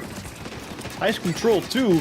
They can start going to score points quite a bit nicely here. You see the Tentacle Missiles coming out against Oro Jackson, trying to force them back, but it looks like I think the team colors are switched on Yes, our HUD. they Yeah, are. the team colors are switched on our HUD, so I was a little bit confused there. It looks like Orajax is able to hold on to its zone, but a big Booyabomb coming in from Super Mario Galaxy 2. That has been swapped. I see our colors has been swapped on our scoreboard as well. Thank you so much for taking that super quickly. But Jackson says no and takes that zone right back. Only 9 points scored for Super Mario Galaxy 2 here, but Jackson is making it really difficult for them right now. Yeah, Super Mario Galaxy kinda struggling to get on the zone right now and still not really able to set a foothold. The fast aggro from Jackson is very much working so far. Great! Throwing the Booyabomb at the zone, but not really able to follow through yet. Can Jackson keep that zone right now? They're still able to keep it painted as Yoshel for Super Mario Galaxy is able to futurize only. What's happening right now? Jackson is still controlling and is still making more points and punishing every push. Even a Reef Slider cannot capture the zone. Jackson is locked in and ready. Super Mario Galaxy 2, they don't even stand a chance here. Only 9 points scored. And I saw 3 players go down at the end of that match too. Jackson made work of them. They had something cooking and they made a gourmet meal because what a game here, Pat. This felt a bit overconfident from Super Mario Galaxy 2. Which each player was trying to get the push by themselves. We saw the Booyabomb being thrown by Gray, but that Booyabomb was not enough to paint the zone, and then Gray was splatted. And then Yoshel with a pencil was like, yeah, well, pencil can paint the zone by itself, but it was not enough. Jackson was able to paint over the pencil and push the pencil away. And then a Reef Slider came onto the zone from Kyo, and that was not enough to cap the zone. And then Kyo got punished, and Jackson simply by, you're coming in one by one, even with your specials, we don't care, we're ready for it, and we're punishing it. And Super Mario Galaxy 2, right there, they need a bit more coordination if they want to beat Jackson right there. I agree with you there, Pat. Jackson really played as a team, and Super Mario Galaxy 2 really was spreading out. And I feel like it's a little bit of the pickup problem, especially when you're finally facing some real competition. I'm not saying that the other teams, of course, were not real competition, but that's definitely a little bit of a skill gap coming from what they've previously played against they're playing right now. And of course, Jackson, mind you, they are fired up because they also beat Frutella 2-3 in our previous set. So they are very ready. EasyMD also, of course, a very strong team that Super Mario Galaxy has favored. I believe they're not as strong as Frutella, so Jackson is very much warmed up for a team which might be considered above their league. Looking at the weapons, I love seeing that regular dualies from Shaq. Loves using that for the Crab Tank rather than the Splashomatic, but Toadie has ended the battle because I think we got the wrong map? No. I actually not sure. don't know. Like it was the right map. It was the right map. I don't think the teams were wrong. I'm not sure what just happened. I'm waiting. Okay, one of the players had a technical issue, which forced a reset on the part of that's fair, yeah. That's fair. Especially if it's like that early in the game you report it. Yeah.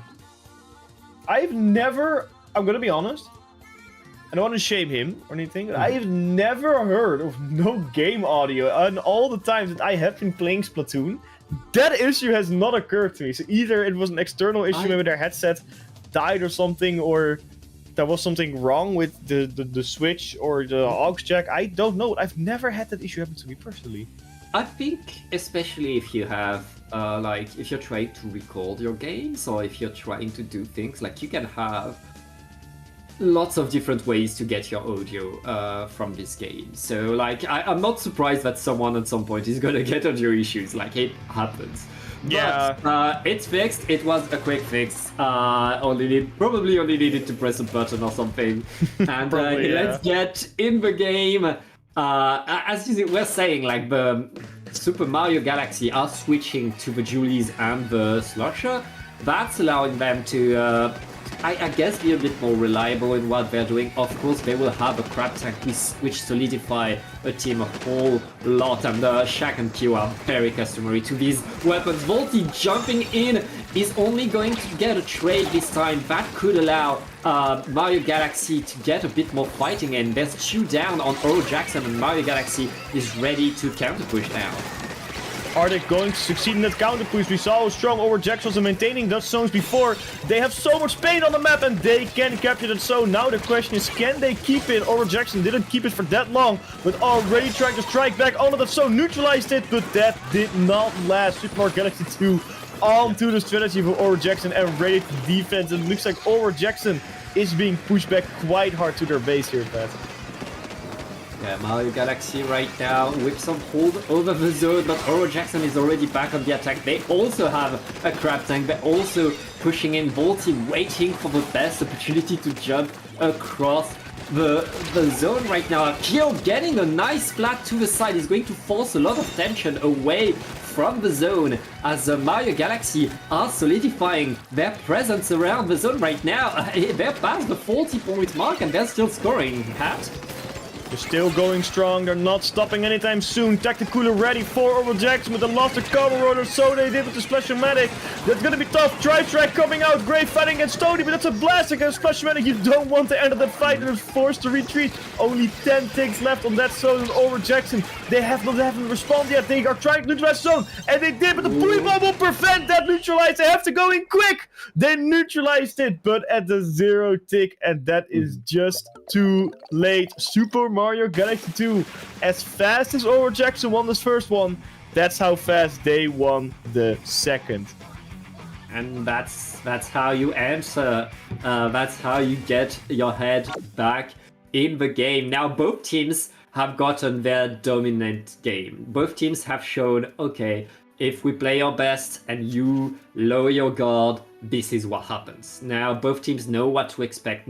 Both teams know what what they're playing against, and now it's on Oro Jackson. It's their turn to adapt. It's their turn to flip the game, and it's their turn to choose the map.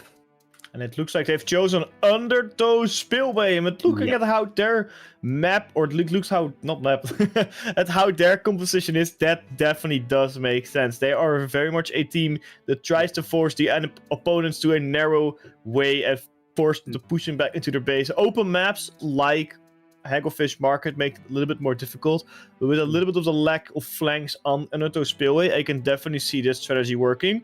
However, Super Mario Galaxy 2 has found their footing in teamwork in this game, and it looks like Oro Jackson was struggling so much, especially in that opening, where you said it, there was just no response coming in from Oro Jackson. They were pushing with the specials so well and so coordinated. So I'm wondering how Oro Jackson is going to respond with a new opening on a map of their choosing. It looks like neither team has made a significant switch. So Pat, let's see how they are going to take their map of choosing. This map is Carbon Heaven. The Carbon on mid on this map can deal so much damage, can appear out of nowhere. And Mario Galaxy will need to hunt Volty throughout the game, and they already managed to get the splat on Volty. That should allow them to get the control, to get forward right there. But every single step of the way, they will be looking for Volty and trying to splat them. And Volty now chasing Gray, but forced to fight a little bit of an open space. Gray doesn't notice it. I get one splat. Look at the second. Cannot get the second. Kyo and Yoshio were onto them. But that was such a nice little flank from Volty. And like you said, Pat, it is indeed a Carbon Heaven. And Super Mario Galaxy 2 ever might try to make it a Carbon Hell because they are so ready for that strategy. Yeah, right now Super Mario Galaxy getting the early control, getting another splat on Volty. They keep looking for Volty as Oro Jackson right now not getting the results they wanted, still struggling to find their way in. The Bazooka is activated, but there's so much blue for Super Mario Galaxy right now. Oro Jackson needs something big if they want to get in the game. They managed to get one zone, but remember, they need to get two if they want to apply penalty. Yeah, and Super Mario Galaxy 2 knows that too, and they're defending a second zone with their lives, opting to capture the first zone again and still scoring points. Or Jackson had scored a single point yet, a second neutralization. This might be it, but they have no special ready, only the technical cooler which has just been used on the map. But it does not seem to be working. Super Galaxy 2 still holds their ground firm and strong. It's a 3v3 scenario. Buoy Bomb for Grey coming out, throwing it at Faulty and the Crab Tank. Will it be enough to shut them down? Zone 1 is neutralized and captured. Now over Jackson just needs to capture the second zone, and they do, finally applying penalty onto Super Galaxy 2 here, Pat. After 2 minutes, Oro Jackson managed to get a push, and that push is incredibly important, but they didn't manage to get more than 4 points. Mario Galaxy is already back on the attack, already back in control. That penalty is important for Oro Jackson, but the next push they need to do more than simply apply penalty, and they just lost their pencil. Right now Grey still going in, getting more aggro, and Kyo finishing the job with the bucket. Right now everything is going bad for Oro Jackson. But now they get rid of Kyo, so this is their frontliner gone. This is where they can find an opening to capture those zones. They have to be quickly, but Faulty goes down again. They're very much managing them, and it is working for Super Mario Galaxy 2. Oro Jackson being forced back yet again. Faulty has respawned, Tactically is online, Craptank is online as well. But will it be enough? The penalty of Super Mario Galaxy 2 is almost over, and when that happens, that lead is going to grow bigger here, Pat. 2 players down on the side of Oro Jackson. Make that effective 3 against 1 on the side of Mario Galaxy 2.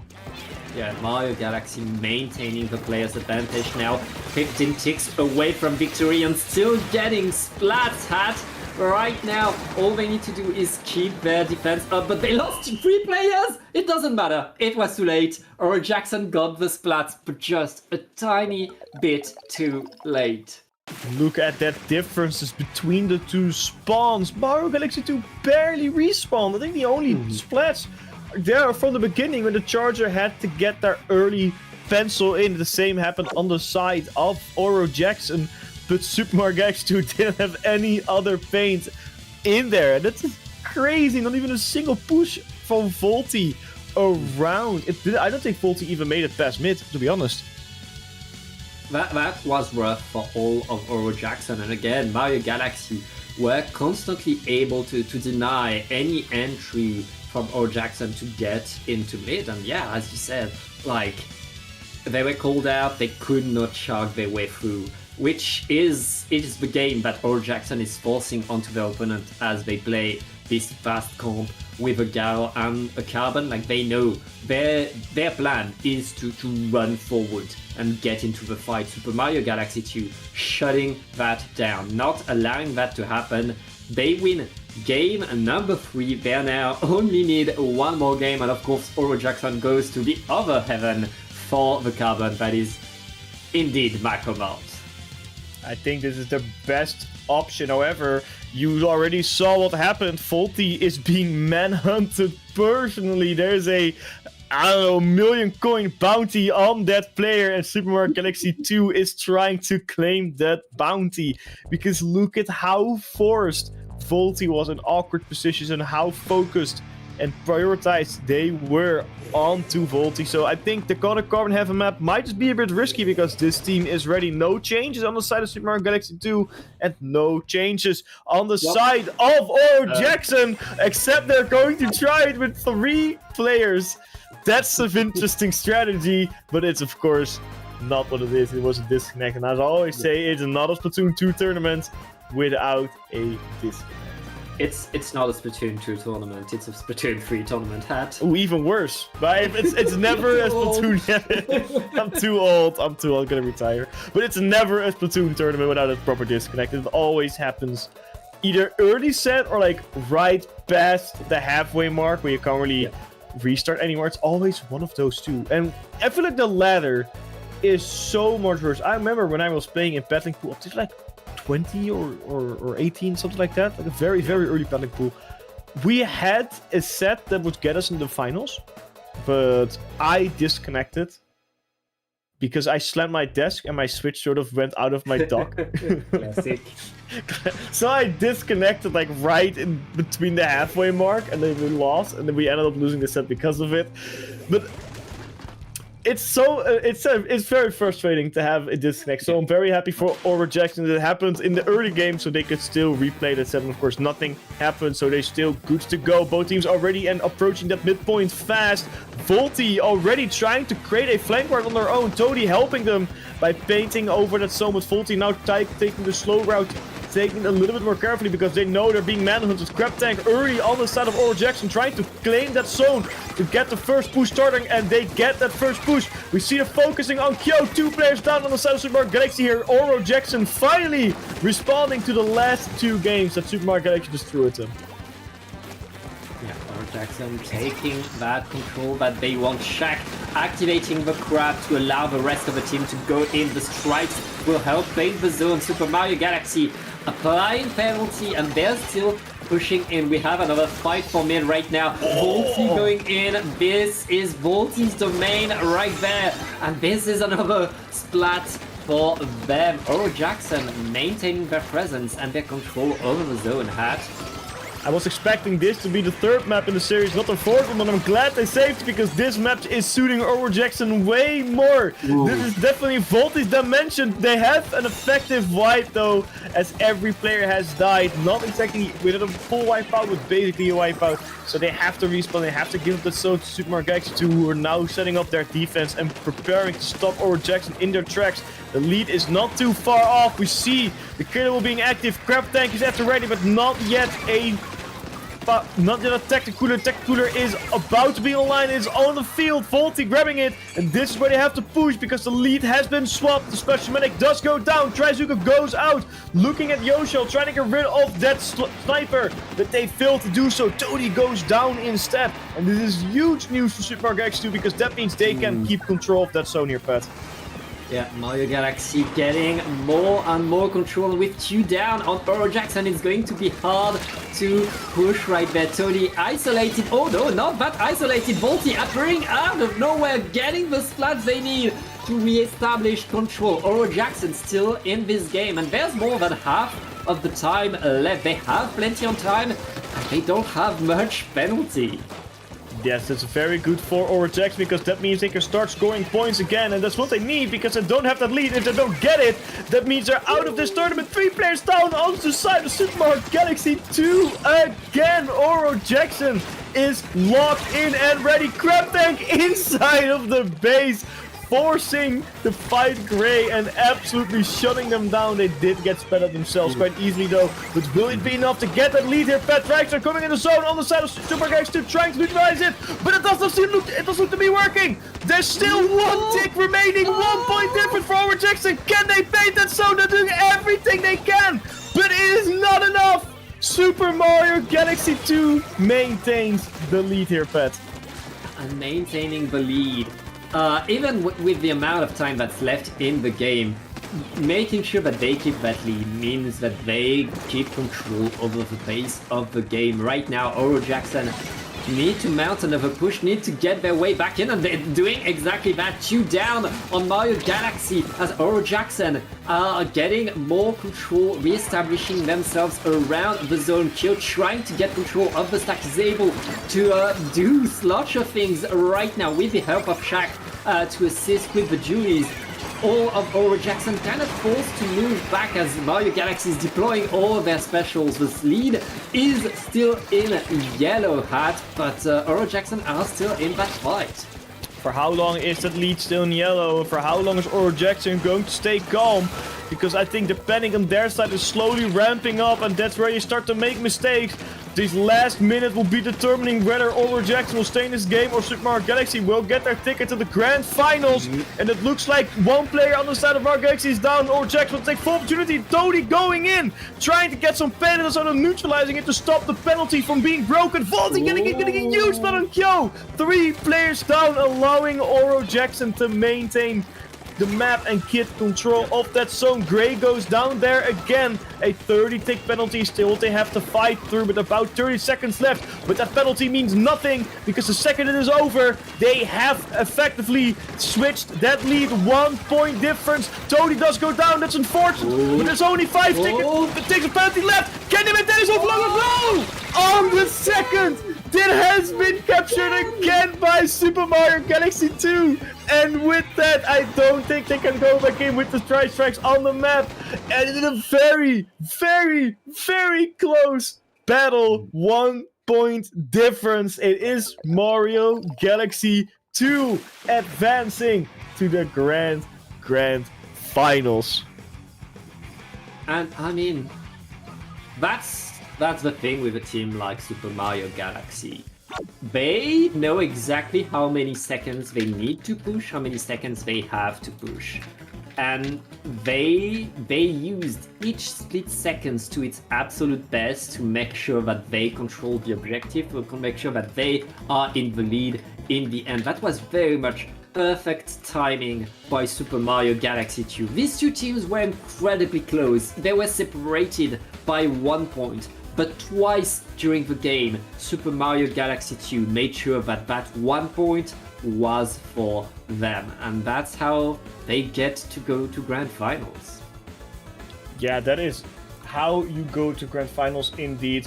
But they just, or I feel bad for Aura Jackson, because you saw they had it on 13. They were so close, but like you have in Splatoon, you cannot have an equal score, and it goes on 50 marks. So the points, it has like a 0.10 timer still kicking, and if that is below 0.5, you get that lead regardless if the score is equal. But if it is above, you will not, because you're technically not over it. And unfortunately, it just didn't happen. It just did not happen for Aura Jackson. They were just, either they are just too late, or Super Mario Galaxy was just in the nick of time. That's for you to decide. But Aura Jackson, I think we are going to see them at least in the Blues finals, if not the grand finals again, because I think they want revenge for what just happened here. But with that, I think we are going on a small break to get our next set ready, which will be Frutella against either Easy MD or Bois. So get your snacks, because we will be right back.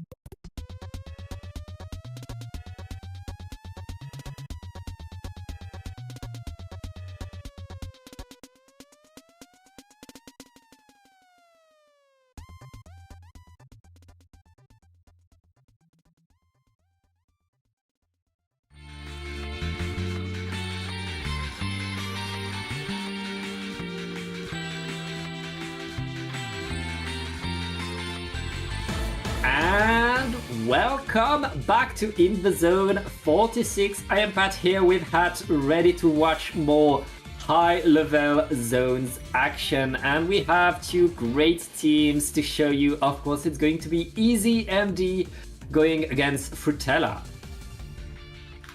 We just came from a very, very strong winners of finals, which was 2-1, and we already saw these teams on stream, and some of them have very well-known names in the zones. Definitely takes a bit of a higher level of player out of the darkness and let them shine in this tournament, because what a treat for our eyes. We have EasyMD, Silver, Devin, Kiki, and Sebdark against Frutella, Keyboard, Phoenix, Punchy, and Aaron. Now, I think most of these names are very well known. I recognize all of these names, and that I think already says a ton. So let's see how they are going to go, starting it off on Robo Ramen, and I love this opening already. This is definitely my favorite map in Splatoon 3 by far, because of the giant flank below the zone, and I think these teams are going to utilize it wonderfully. But I'm very much interested in how Devin is going to play that 4K EDD, because they are very well known as one of the best, if not the best EDD players in Splatoon right now. So I'm wondering how that is going to pan out here on Robo Ramen and against these teams. Reminder that if this is the losers bracket, if you lose here, it is game over for you and waiting for In the Zone 47. So let's see how these teams are going to face it off. An unscoped E-leader and a standard stamper on the side of EasyMD against a decaf and a 90 blaster 91 against on the side of Frutella. And it's Frutella who takes the zone first. Yeah, very nice opening by Frutella right there. I mean, both of these teams have very standard comp, but have a very regular and well-known abilities right there. Frutella able to get the control of the elbow, but they lost two players. Their frontliners are now down, which will allow EasyMD to get in, and with the Booyah Bomb onto the zone, apply the penalty. Now that's 50 points for Frutella, which is a pretty nice opening. Definitely, for sure. Can they maintain this opening though, as EasyMD is preparing to start pushing, get 2 to 3 players down, effective 3 players down on the side of Frutella, make that a full delayed wipe. I think only the pencil was the one not getting splattered, but everyone else was splattered, so that was almost a delayed wipe, and EasyMD quickly taking advantage of that and capturing that. So, but Seb loses to Kantan, to that blaster. Very nice direct hit, and now there's a blaster behind him. Devin has to be forced back, but Seb quickly swoops in and helps their teammate because of the technical, I believe. They were able to respawn quickly and stay in the game. And it is huge news for EasyMD, because that means they keep maintain control of the zone. Yeah, and right now with the lead, Easy are pushing in. That's 3 down on Frutella. Kiki going in, getting a huge splat right there, and surviving to get another cooler. Just a few ticks left. EasyMD simply maintaining that control. The crab tank cannot do anything. Everybody going near the zone will be slaughtered. EasyMD takes game number 1. Very, very nice control right there. I mean, at the start of the game, we saw Frutella take control, take the zone, and force EasyMD to mount a push together. Once EasyMD were in position, they kept their ground. They didn't let Frutella get anywhere back, and I mean now because we're in a best of 3, Frutella can't make any more mistake. I think there's also sort of the strategy that I often see with teams that Devin has or is playing in, or in his pickup, or I believe they're normally their own team. They're just playing a little bit slower. They don't go for that opening rush. They don't go for that insta capture in the beginning of the game. They just wait a little bit, just casually, maybe let the other team cap, get their specials ready, get some map control, wait for the right moment, and then bomb in, shred everybody until there's no player left to face them, to stop them, and then once they have control, absolute domination defense goes into effect. Like you said, it's a best of 3, so no more mistakes from Frutella. But was the last game even a mistake, or was that just dominance from EZMD? Only this match will tell us if they can do it again. Yeah, Frutella, as you said, already opening pretty strong. The S-Blast winning their duel to the side, but getting punished for it. We're still fighting around the zone. The Crab Tank by Punchy able to get some control. Oh, both teams still fighting around the zone. Nobody really able to get the upper hand of that neutral. But 2 down, EZMD will have to wait a little bit before getting back forward. Frutella takes the early control of the zone. Frutella has the early lead, or early control. Yeah, but they didn't have the first push, so EZMD was a little bit faster on the start of this match than the first one. So I'm wondering if Frutella is going to adapt a similar strategy that Frutella was using by just waiting for the right moment, because this push has been going on for quite some time now. They're about to reach the halfway mark. Neutralized from EZMD will lead to nothing. The Scrap Tank, however, will get shredded by Devin, and that might be good news for EZMD if they can capitalize on it. Unfortunately, that does not look like it's the case here, Pat, as Frutella is still pushing strong. Yeah, right now, if Frutella are still in control, their bubbler in front of the zone. It looks like EZMD are struggling to push in as Frutella are getting more and more splats. Penalty was applied thanks to all the bait EZMD was able to output, but I mean, that's Frutella got to 20 this time. They have a better time on this map, but now it's EZMD's turn to be in control of the zone, and we know Frutella can struggle to push a little bit. Can they do it this time? Well, EZMD does not look like they have the right defensive players here or the strategy, because they just lost 3 players in a row. The second you set that Pat commentator's curse hit you like a freight train, because Frutella instantly took that back. EZMD didn't even have time to score some real points there. I think it only went to like 63 from 88, so only 20 takes off. And Frutella is still in control. They are super quick to respond now. And this is definitely how Frutella wants to see it. Big splat on that stamper by, I believe, the Blaster, was it, from Frutella? I'm not sure who got that splat. It was a beautiful one. Kiki being caught off guard and being forced to jump back in. Unfortunate timing. Booyabomb now a little bit delayed. It could have helped him capture the zone. It did either way. Now we see Kiki trying to fight that pencil there, but it doesn't look like they can reach the pencil nose that they're there and are forcing themselves back. Tactical out in the field there, Pat. EZMD finally in control of the zone, but can they keep it is a real question. Yeah. We've seen Frutella get in the splat. They're not letting EZMD be comfortable near that zone. That's Frutella back in control, reapplying penalty with 2 minutes left in the game. Frutella very much in control of the base so far, as EZMD are still fighting around, trying to get something going, but Kiki is forced to jump out as both teams are fighting around that zone, waiting for a mistake. The Stamper going in, forced to jump away again. Frutella very much punishing any way in, but Easy able to simply jump to... Oh, wait, what's happening? 2 down! EZMD wins this fight. EZMD finally winning a fight and finally holding its own for a little bit more than just capturing it. Their penalty is gone. The last time that happened, they really started to score some points. Can they do it again, though? It does not look like they can. Frutella just too strong yet again. Only like 10 points, even less, 7 points scored off the board by EZMD. Only 7 points. It's what the score went down with. They have to zone again, but they still have to go to that annoying penalty. And if they keep repeating a cycle, that means they will never start to score real points again. But it will help them slowly but surely get to that lead. We see the Stamper going in a little bit too greedily and got splatted. But this is it for EZMD. This is where they might make a comeback. They cannot afford to make a single mistake. The zone is being painted blue. But for how long? The Crab Tank's still alive. Stamper goes down again. Booyabomb goes out. Will it be enough for Frutella? No, not the direct capture, but with the help of that burst bomb, it will. 20 to 24, Pat. Still some work for EZMD.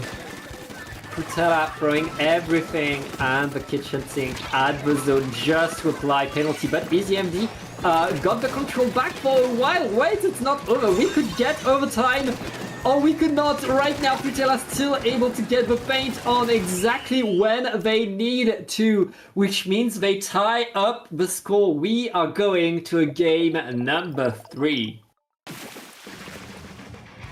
It is in the zones. You are never sure what will happen. You go from a very dominant game 1 to a very equally grounded game number 2.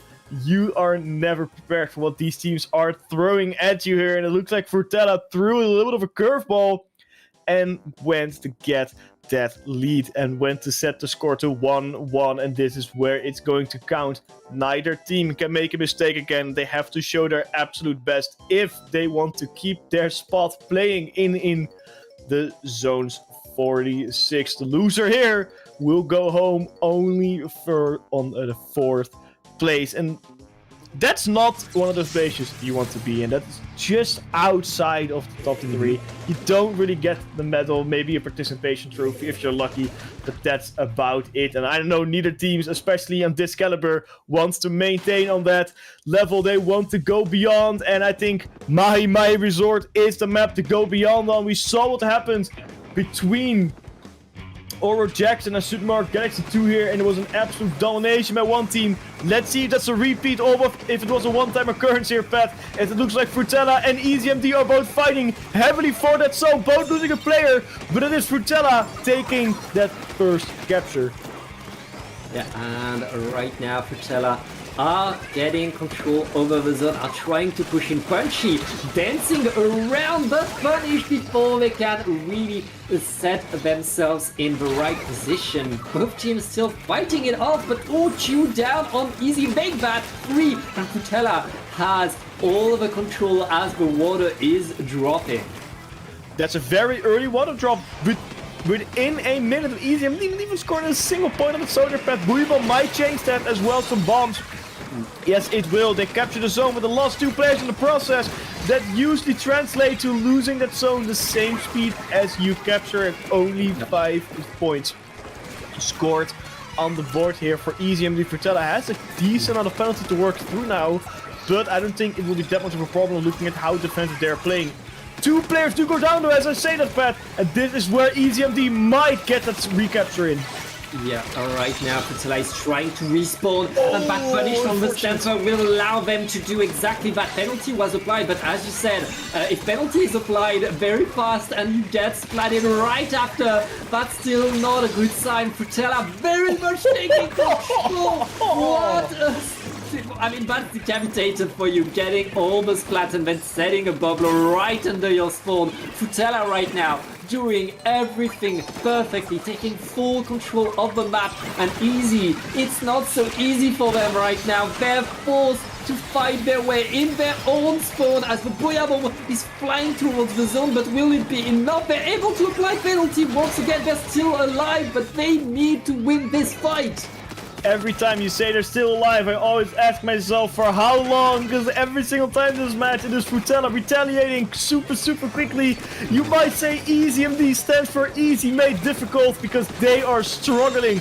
They are fighting to even get a sniff of some points. They're only picking up the scraps left behind from Frutella. It looks like they finally got that zone capture, but for how long again? 2 players down on the side of Frutella. EasyMD now finally doing something. Finally getting some big points here on the board. 2 players down on the side of Frutella again, but the zone still being neutralized. So much paint on the ground for Frutella too. EasyMD has nowhere to go, and that's causing them to lose the zone over and over again. Only scored to 59 here, Pat. 2 to 3 players went down again. It is not looking too hot for EasyMD again. Yeah, they managed to snag some point, but Frutella is back in control. EasyMD never safe on this map, constantly fighting for their lives. Meanwhile, Frutella, they all seem like they're dancing around, happy to do whatever they want. Punchy activating the crab, here to punish the push right there. The Booyah Bomb is applying penalty once more, keeping Easy MD alive, but Frutella is still around the zone, ready to punish, and with their pencil in the right position. I mean, they're already activating the counter push. They are preparing, they are getting their specials ready, and they want to capture that zone again, because the last thing they want is the EasyMD to get that lead. But it looks like EasyMD is slowly setting in, slowly finding their ground, and slowly getting comfortable. And this might not be looking too hot for Frutella out of a sudden, because they have been dominating, and now they're struggling to get into mid. And this could be a problem, because there's only a couple ticks of lead left for them. Can they maintain zone between the Booyah Bomb? Yes, they can. Can they switch that lead? Yes, they can too. Booyah Bomb to secure that deal. 2 players down on the side of Frutella. And with that, EasyMD makes a comeback and gets a KO, kicking Frutella out of this tournament. And a little bit of an upset, because I don't think either of us expected it. EasyMD makes their way towards the losers finals. What a game by EasyMD. They spent the first half of the game surviving it, simply trying to stay in there, simply trying to apply penalty and survive a bit longer. And then Frutella got comfortable. Frutella did not expect that big push from EasyMD. And once more, EasyMD, if they're able to find the right position, if they're able to set Devin 4K with the Eliter in the right spot, they get that position, they get control, and they are going to take the game right now. That's 2-1 for EasyMD against Frutella. I'm not sure what's happening with our overlay right now, but yeah, that's a great move right there by EasyMD, who now qualify, and I guess they're going to fight Oro Jackson next. Yes, and I think Oro Jackson is also waiting for them. They've been waiting patiently, because what happened in the winners finals is something they want to forget, and something they want to reset and get their own spot in that in the final again, and maybe even win that tournament. But EasyMD is still another challenge for them to go through, or maybe Oro Jackson is just another challenge for EasyMD. We're going on a small break. No, we're not. We'll be right back. We're not going on a break. Not going on a break. I'm so sorry. I did a break joke. Just like our previous streamers, I thought we were going on a break. We are going right into the action. We here in the zone. We don't waste time. We go right ahead towards the objective. That's how I like to see it. We are going also from a best of 3 to a best of 5 again. So no more confusing best of 3s. Also, the teams are choosing the map modes here, or not the modes, the maps here once again. Well, technically you choose the map mode, it's just your only option is Flat Zone. They chose the mode when they registered for the tournament. Oh, no, Bet gets it. This is true, yes, but the first map that both teams have picked is none other than Mahi Resort. Now EasyMD just practiced on this map. Oh yeah. But Oro Jackson just absolutely dominated on this one. So that makes me a little bit worried for EasyMD. It's EasyMD are very, very hot on this map right now. They just played on it. They're ready. They're absolutely ready to fight for it. I'm just looking at their history. Super Mario Galaxy 2 is the team that put them on the lower side, also 3-1. So both teams have kind of the same record against our grand finals team, which is they lost 3-1 to them. Both teams have pretty much the same level, I guess, which means we're about to see a very, very close game to know who is going to get the rematch against our top team right now.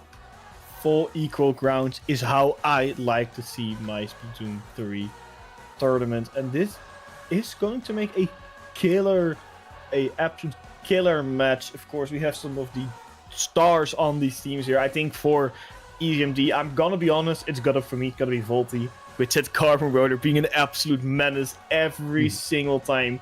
If you even get a faint hint that Volty might be there, honestly, Pat, it's already too late. If you notice Volty being there, it's already too late. Volty's gonna get you, or already got you. And I think for EasyMD, or sorry, for Or Jackson. Oh, sorry, yeah, it's EasyMD. Sorry, it's EasyMD. For EasyMD, I was getting so confused with names. I'm so bad with names. It's unbelievable. It's unbelievable. And I work with them on the daily at work. But for EasyMD, I gotta say it is Devin with that 4K. Yeah. You cannot beat Devin. Yeah, and that's the two philosophies that are fighting in front of us right there. We have Oro Jackson, the fastest team in this tournament, that's running in and getting the fights, and EasyMD, the most solid team in the tournament, the team that wants to set up their editor in the right position and that never moves. So we very much have the unstoppable force going against the immovable object. And they're about to face each other. We're about to know whether you need to go fast or you need to go solid, which is the best strategy in Splatoon 3. Definitely. I'm wondering, they're gonna clash so hard. I don't think you could have phrased it in a better way. They are going to clash so incredibly hard because both teams, they're very much made up of the same weapon types, like frontliners, backliners, solid, defined midliners. They may be swapped to maybe double frontline or double mid, but it doesn't switch all that much from there. So in terms of the weapons, they are mostly consistent. But like I said, it's really that Carbon Roller against that E-Leader that's going to make the big difference. Will it be slow but steady, the philosophy, or fast and loud? These are very much the two different strategies, like you said. And that's always what I think makes maps like Pi interesting, because both of them are very much valid, but one of them, it takes a bit more time because you're kind of forced for that map change until fast and loud really starts to take effect, because slow and steady definitely wins that smaller, more defined map. But the second that map changes, I think Oro Jackson might be in trouble. I mean... Oh, sorry, I mean EasyMD. I meant EasyMD, sorry. I mean, both of these teams are in trouble. We're in lower bracket finals of In the Zone. Like, you are facing some of the best players in the West.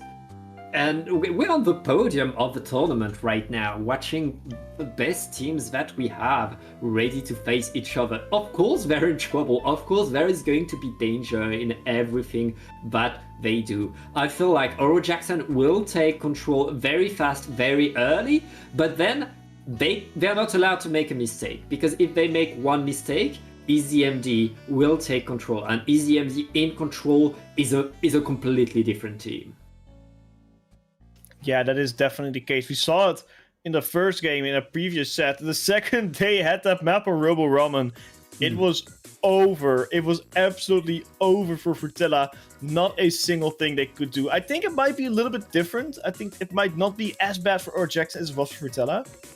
But it can still stand, and it's of course a best of 5. So I think, especially in these early games, teams are going to take way bigger risks, because they still can. You can make a mistake, and it's not the end of the world. It's not super punishing. It's still bad if you lose the game because of it, but it's definitely not the end of the world, let's say, in comparison to a best of 3, where you instantly get into the match point status. So I think the risks are going to be bigger here for both teams. I think both teams are going to play way more aggressively, even EasyMD, who usually play it a bit slower, a bit more steady.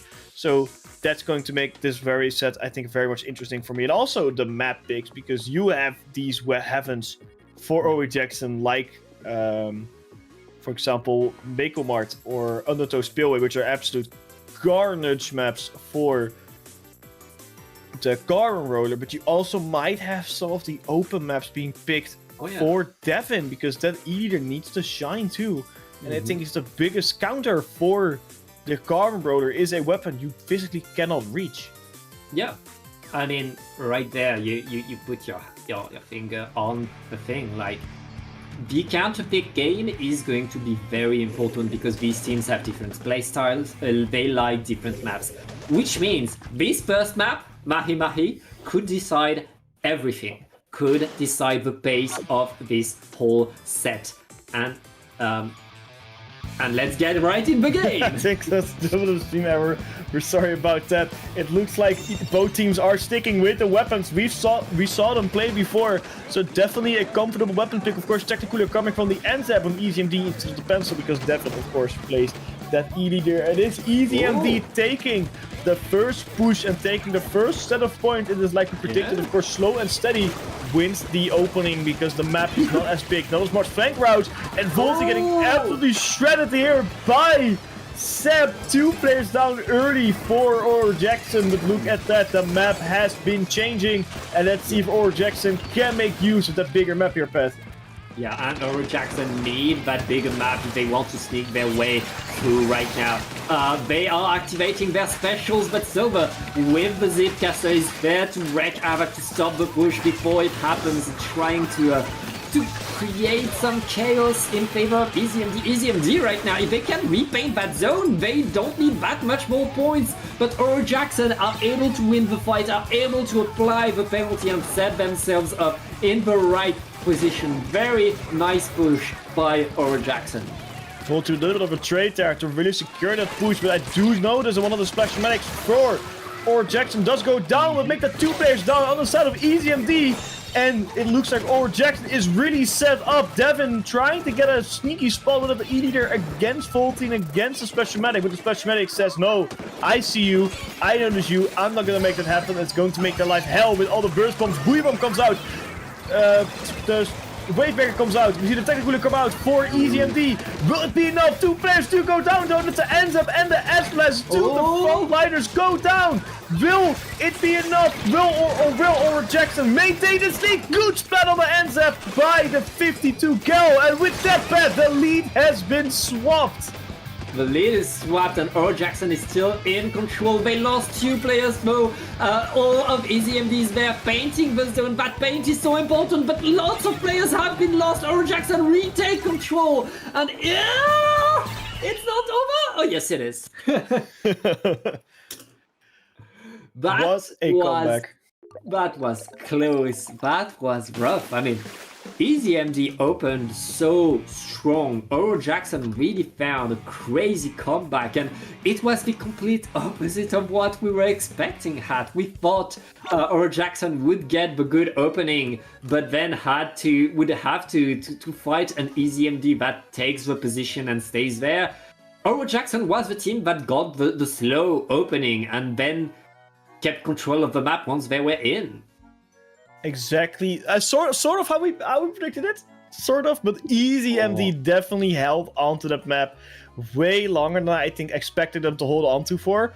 But the second Oro Jackson got in control, and the second they had more than half the map painted, it was over for EZMD.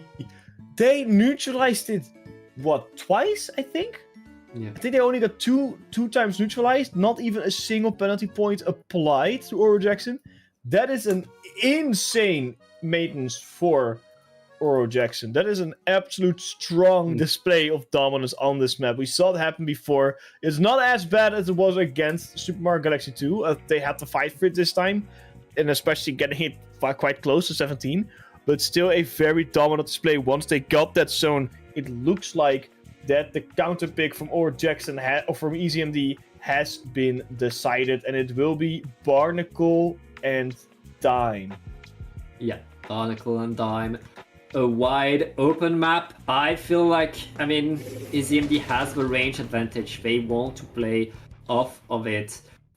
It's going to be on Oro Jackson to find the paint around to allow their frontliners, Toadie and Volty, to really go in, get into the big fights, get the splats they want to get. Right now, let's watch the game. It looks like we are on the fight for the zone, and it's Oro Jackson taking early control. It is Oro Jackson, and with that big, fast team, of course, able to get into the zone quicker than EZMD and able to set up quicker. But look at that, the tech bullet goes out, but 3 players go down after that thing has been set up on the ground, and that means they lose control, and EZMD starts scoring some points of their own. 79 is the current score to beat. It's not that much of a push. I think it will be fairly easy to get that lead swapped, and here it is, Kiki holding onto the V-bomb as long as they possibly can before opting to throw it against Toadie, I believe the 52 was the target, but didn't really hit him. Instead of just hit something, but did not do a whole lot much on the map. Tactical does go out on the side of Aura Jackson. EasyMD just used theirs as well here, Pat. Yep. It looks like EasyMD is preparing for defense, and Aura Jackson wants to push very, very hard. Yeah, a lot of splats coming in. Aura Jackson lost a bit too many players, but managed to maintain some control. But with the loss of that crab tank and loss of all of their players right now, Easy are in full control of the map. There isn't much time left on this map, like 10 ticks. They can't get back to the zone. That's game for EasyMD. Well, a big open map suits your weapons, and like you said, it just worked. It just worked. I don't think Aura Jackson really had a big chance here. We saw how EasyMD got that lead, and we saw how much of a defense they had set up. But yeah, I think that this was a bit predictable as well. We saw how much Aura Jackson was struggling. I think even going in the beginning, when they captured the zone, that was not clean. I think it was a bit rough. Yeah, they really had to work a fight for it, and they didn't hold on for that long because every single tick that they had that zone, every single tick that they were scoring, EasyMD was still right behind them. They were breathing down their neck, waiting for the perfect opportunity to strike. And once they had 2 players down, Tactically went out, and they found it, they captured it, and they maintained it perfectly. So very, very good job by EasyMD with their own counter pick. But now we get to see the counter pick from Aura Jackson. Earlier today, that was Undertow Spillway or Mako Mart, but neither was picked. I think you're going to love this one here, Pat. It is Flounder Heights. Oh, this is my favorite map mode. To watch, not to play, to watch. I can imagine, yeah. I was about to ask. It's a big difference. I feel you there. I think it's also one of my personal... It's not my favorite, but I think it's up there. It's like in the top 5 map modes for me to watch. It's a very interesting fight. I hate doing it. If I see this in the rotation splat zones, I'm not playing. I'm saying, I'll just wait 2 hours. Maybe play tomorrow. I'm not gonna happen. Not gonna happen with that. No way. But overall, I think it's a great experience to watch, and I think some specific car roller is going to have a blast on this map. I mean, this map is probably one of the hardest maps to play on. To have reliable results on there is incredibly difficult, because if your team gets pushed away, coordinating a push to get back into mid, to reapply penalty, to take control of the zones, demands so many resources, so much coordination, and it's risky. Everything you do on here, it's risky. It's why we love to watch it. But these top players, they've had to learn that. They've had to learn the skills to play on here, and it's always a pleasure to watch it in motion, especially as these 2 teams are going. And of course, this is a great map if you have the aggro space playstyle that Aura Jackson likes to play. So let's see if they're able to make it work. And right now it's EasyMD taking the control.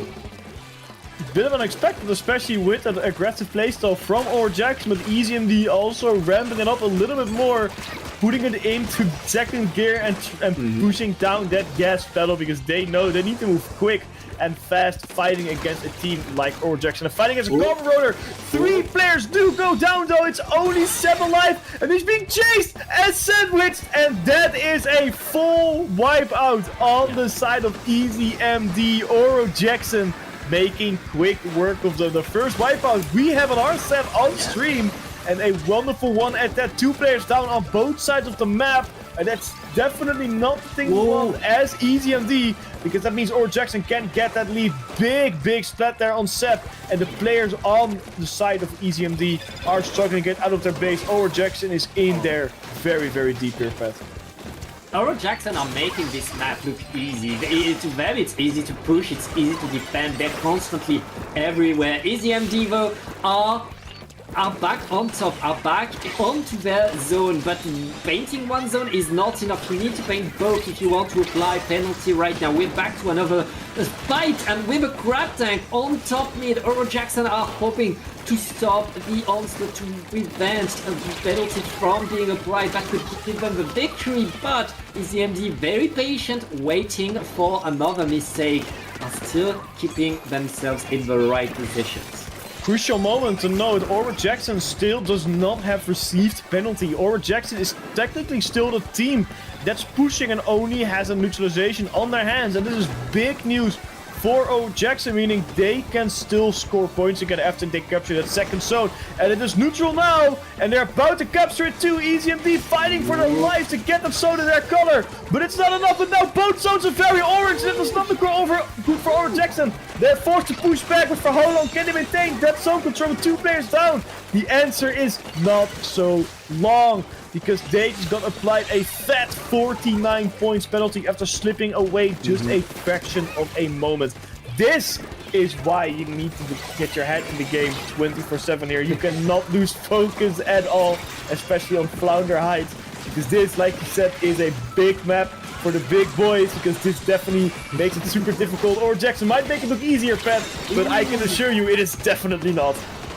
It's definitely not right now, that Oro Jackson still on top of the fight. Kiki though dancing around, Kiki getting all the splats with that S-Blast. The S-Blast, such a monster weapon right now, doing exactly what is needed for EZMD to get back on top of their zone. They're still in this game, hat, thanks to fantastic moves by Kiki. Kiki's still dancing on the zone like nothing is happening right now.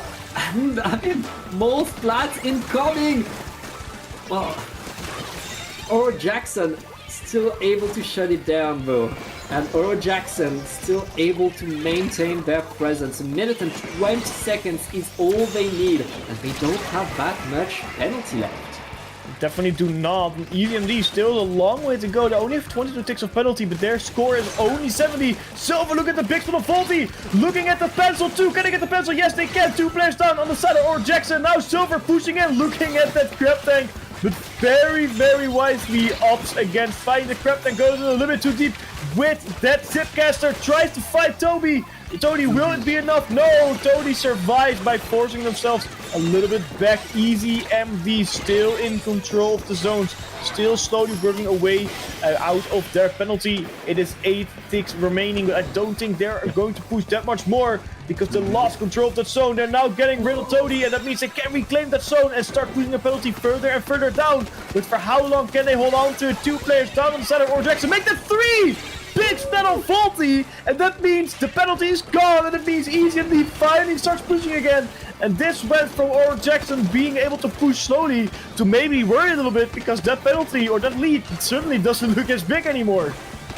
Yeah, right now EZMD looking for the overtime comeback. They're so close to getting back in there, but they keep paint on the zone. Volty running forward with the carbon is able to get the good trades. It's overtime. Silver, the last squid standing. It's a wipeout. Oro Jackson wins their counter pick, but that finish, that end, it's like EZMD are starting to figure out how to really counter Oro Jackson.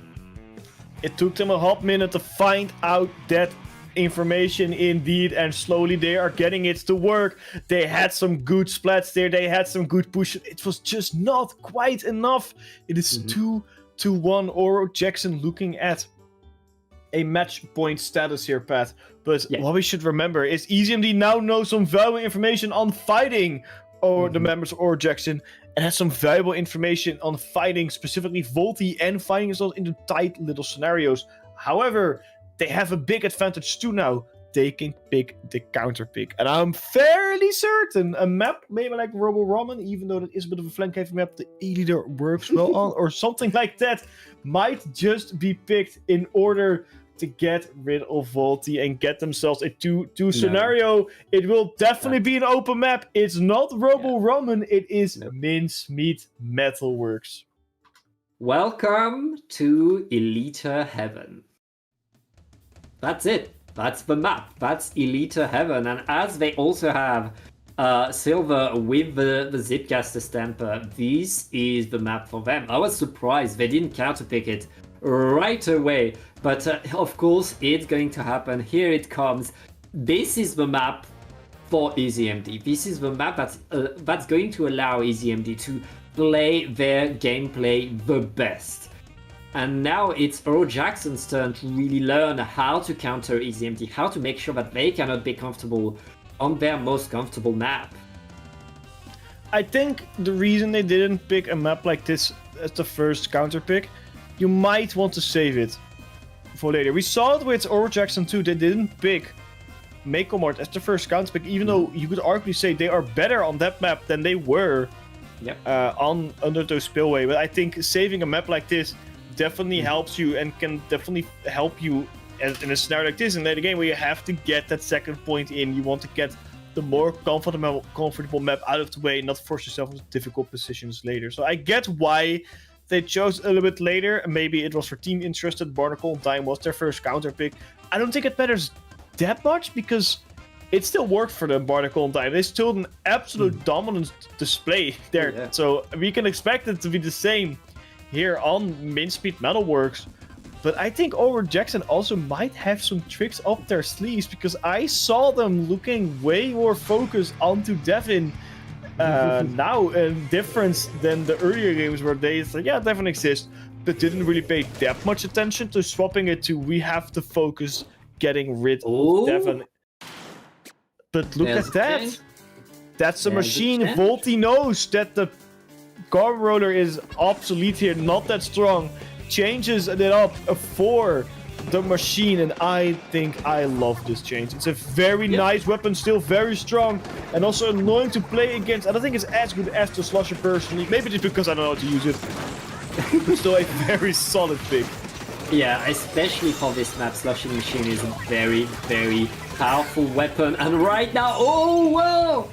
That's a wipeout. EasyMD are going to get paint all around, are going to get the positions they want. Are they just wiped out Oro Jackson? Now Oro Jackson, I mean, they need to regroup, they need to mount their comeback. They already have their specials ready. Now the big question is, can they get back in? That's definitely the million-dollar question now. Oro Jackson is struggling to keep pushing in. They got rid of the blaster and the track grab tank now, trying to get rid of the Editor as well. Forced them back, but did not quite splat them. That's only half the work done. Volty goes down again, and the Editor still alive, causing a lot of trouble for Oro Jackson. They did capture the zone. Mine did go off in that zone, causing a little bit of pain. There's some markers and a big splat against the 4K.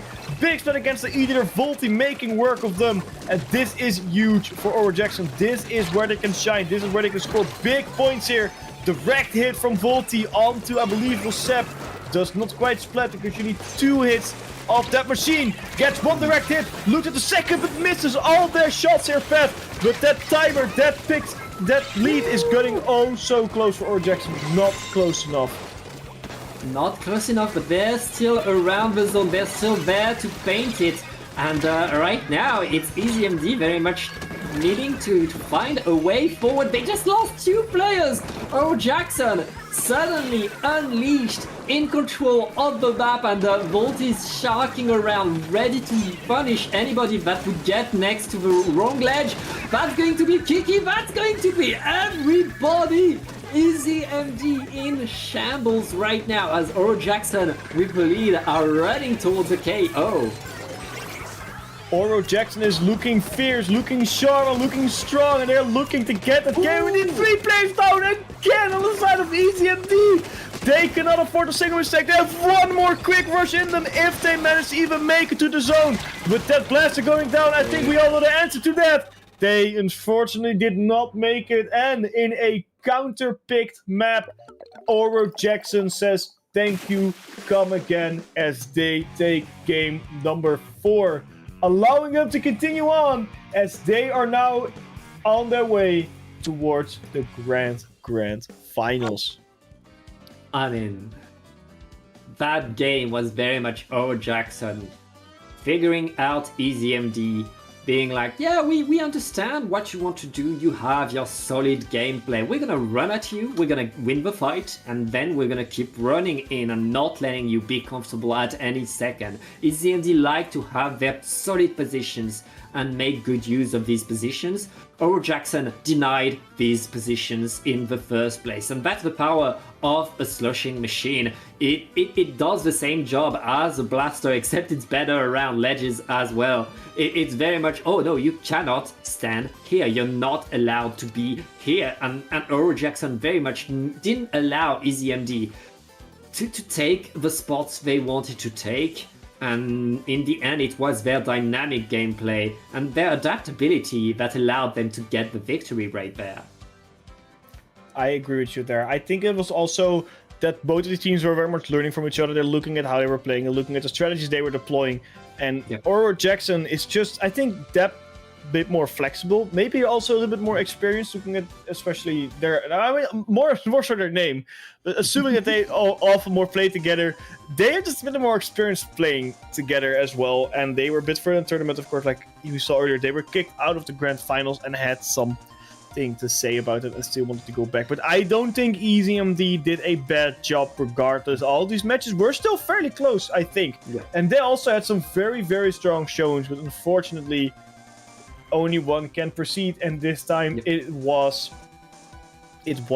Oro Jackson, but EZMD still making it to third place, beating teams such as Frutella is nothing to scoff at. Frutella did an amazing job until they faced Oro Jackson, so they lost against the team, or EZMD lost against a team that also beat one of their biggest rivals, so I think they should take this experience, learn from it, and bring it to the next in the zones. But we are not done yet, Pat. We still have one more match to get on stream. Now, I'm not going to call for break anymore because last time I said that didn't happen. We are going for We are preparing for our next set. As we go a little break, it will be Super Mario Galaxy 2 against Oro Jackson, a rematch in the grand finals. So grab some snacks, grab some drinks, because this is about to become one banger revenge match.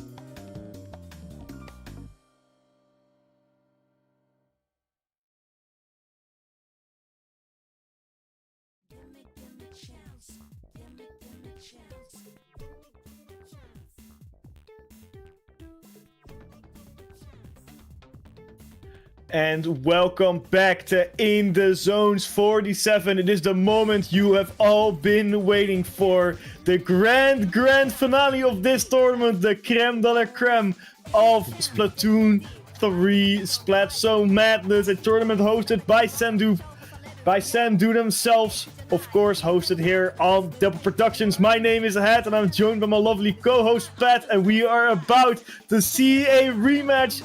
This team knocked one of them into the losers bracket. They have fought their way through and are back for revenge. It is Super Mario Galaxy 2 against Oro Jackson. And we know how Oro Jackson was playing in the last set. We saw them here on stream and how dominant they were and how fierce they were against their opponents. Did not have an easy time, however. EasyMD still made it a little bit more difficult as Super Mario Galaxy has been looking in the background, waiting patiently for who they were about to face. Oro Jackson is the team. However, in the grand finals, for those of us who don't regularly watch Splatoon, they are a team from the losers bracket, meaning they have to win the first best of 5 in order to have a shot at winning the set. But I will not go on any longer here, Pat, because we are about to go into Mahi Mahi. Yeah, the game is now starting, and of course we see the two classic comps that these two teams have shown us so far. So let's see exactly how these teams are going to fare right now. A bit of prudence on each side, neither team wanting to be the first ones to cross the zones and go for the fight. And right now, 2 down on Oro Jackson. Well, everybody is going down. Gray and Yoshel looks like they're the last squid standing and getting control over the zone. But Oro Jackson already on the respawn. That fight is not over, Hat. Splats left and right indeed, but the fight still fighting on in the middle. Like you said, it's 97 to 98. No team really has made a mark on that zone yet. Craptank coming out for Oro Jackson as they take that lead. Whatever lead that was, and they looked like they finally have some control of the map and finally have some control of that zone and start to push Super Mario Galaxy 2 backward. It's just like how the opening game went in the first set against these two with Pet. For how long will they maintain control? Yeah, and right now Super Mario Galaxy 2 able to put themselves on the zone.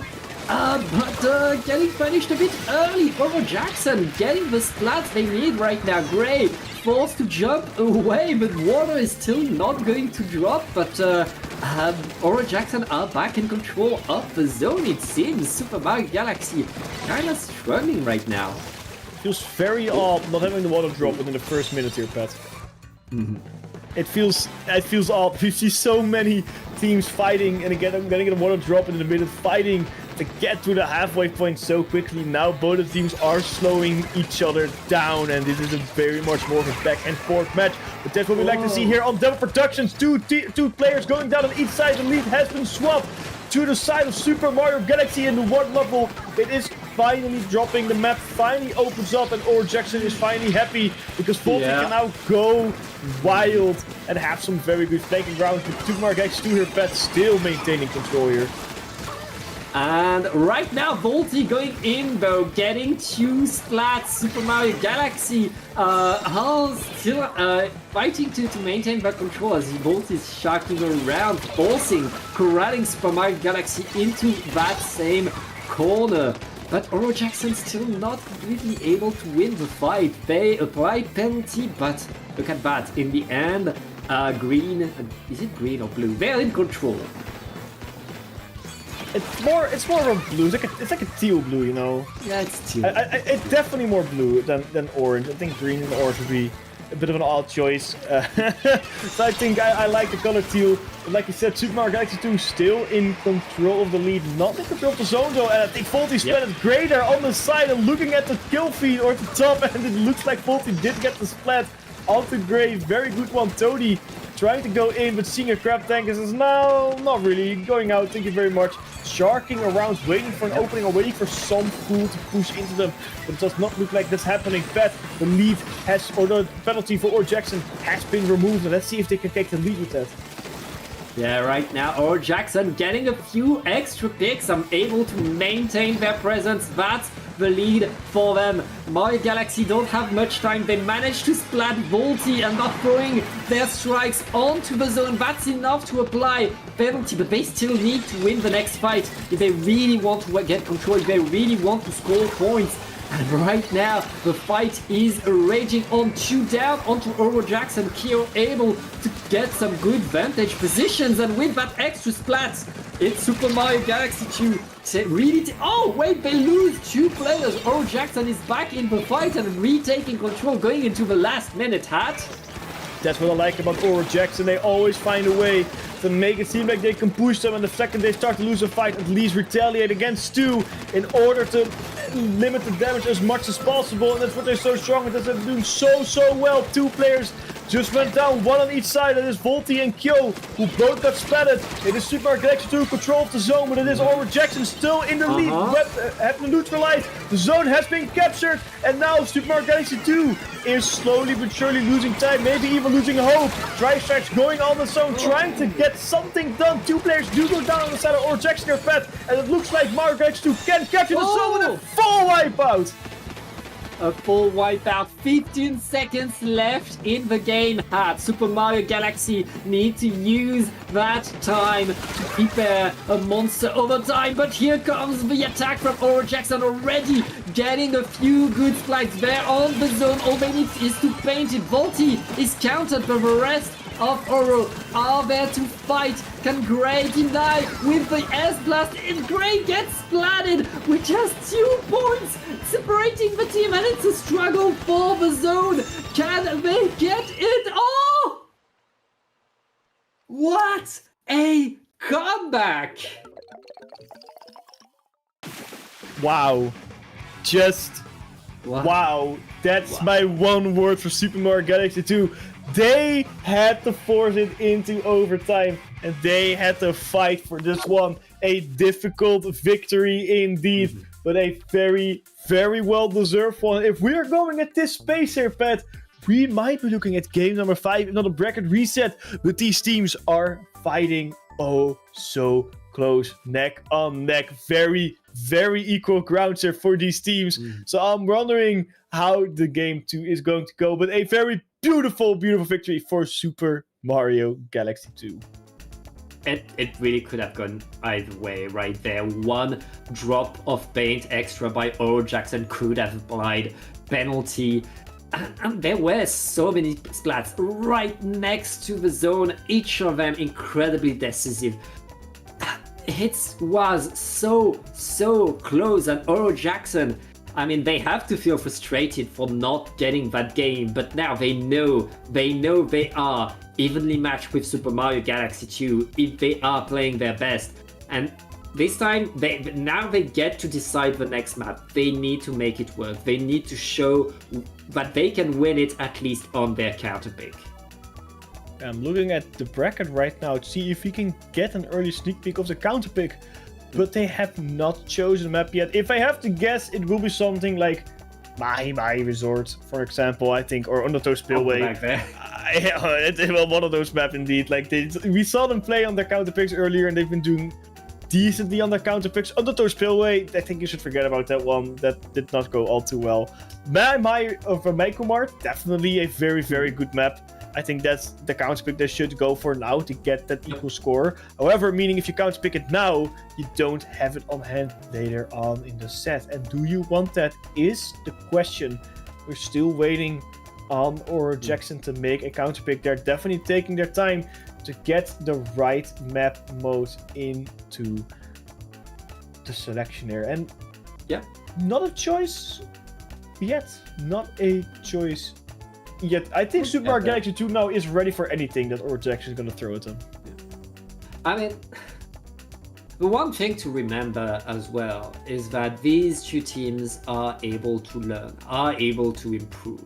And when they met in winners finals, Mahi Result was the opening game as well, and Oro Jackson was the team to take it. This time Super Mario Galaxy 2 were able to find the counter, were able to stop Oro Jackson and get back in the game. So now it's on Oro Jackson to learn, and they've decided to go to a different map altogether. That's going to be a double zones map, which I love, but this time it is Umami Runes. I'm trying to visualize the Carbon plays here specifically. I think that's what I'm visualizing now. But we saw them play the Machine earlier as well, so maybe a Machine switch in this map? I'm not sure. I think it will be still the Carbon. Yes, it will still be the Carbon. I think you're gonna see the Carbon all around mid. And when the Carbon is anywhere around mid, nowhere on mid is safe. Pretty much. It's a good map to sneak your way through mid, and I think Volty is very much expecting to capitalize on that right now. Both our teams are trying to get in, and Volty, with the help of a crab tank, able to get control right now. That 3 down on Super Mario Galaxy and Oro Jackson with a monster opening. That's a delayed wipe, and Bazooka to follow through. Non-stop action. Oro Jackson gets the whole map. Not even just a small push, like you said, that was monstrous indeed, dirty and disgusting.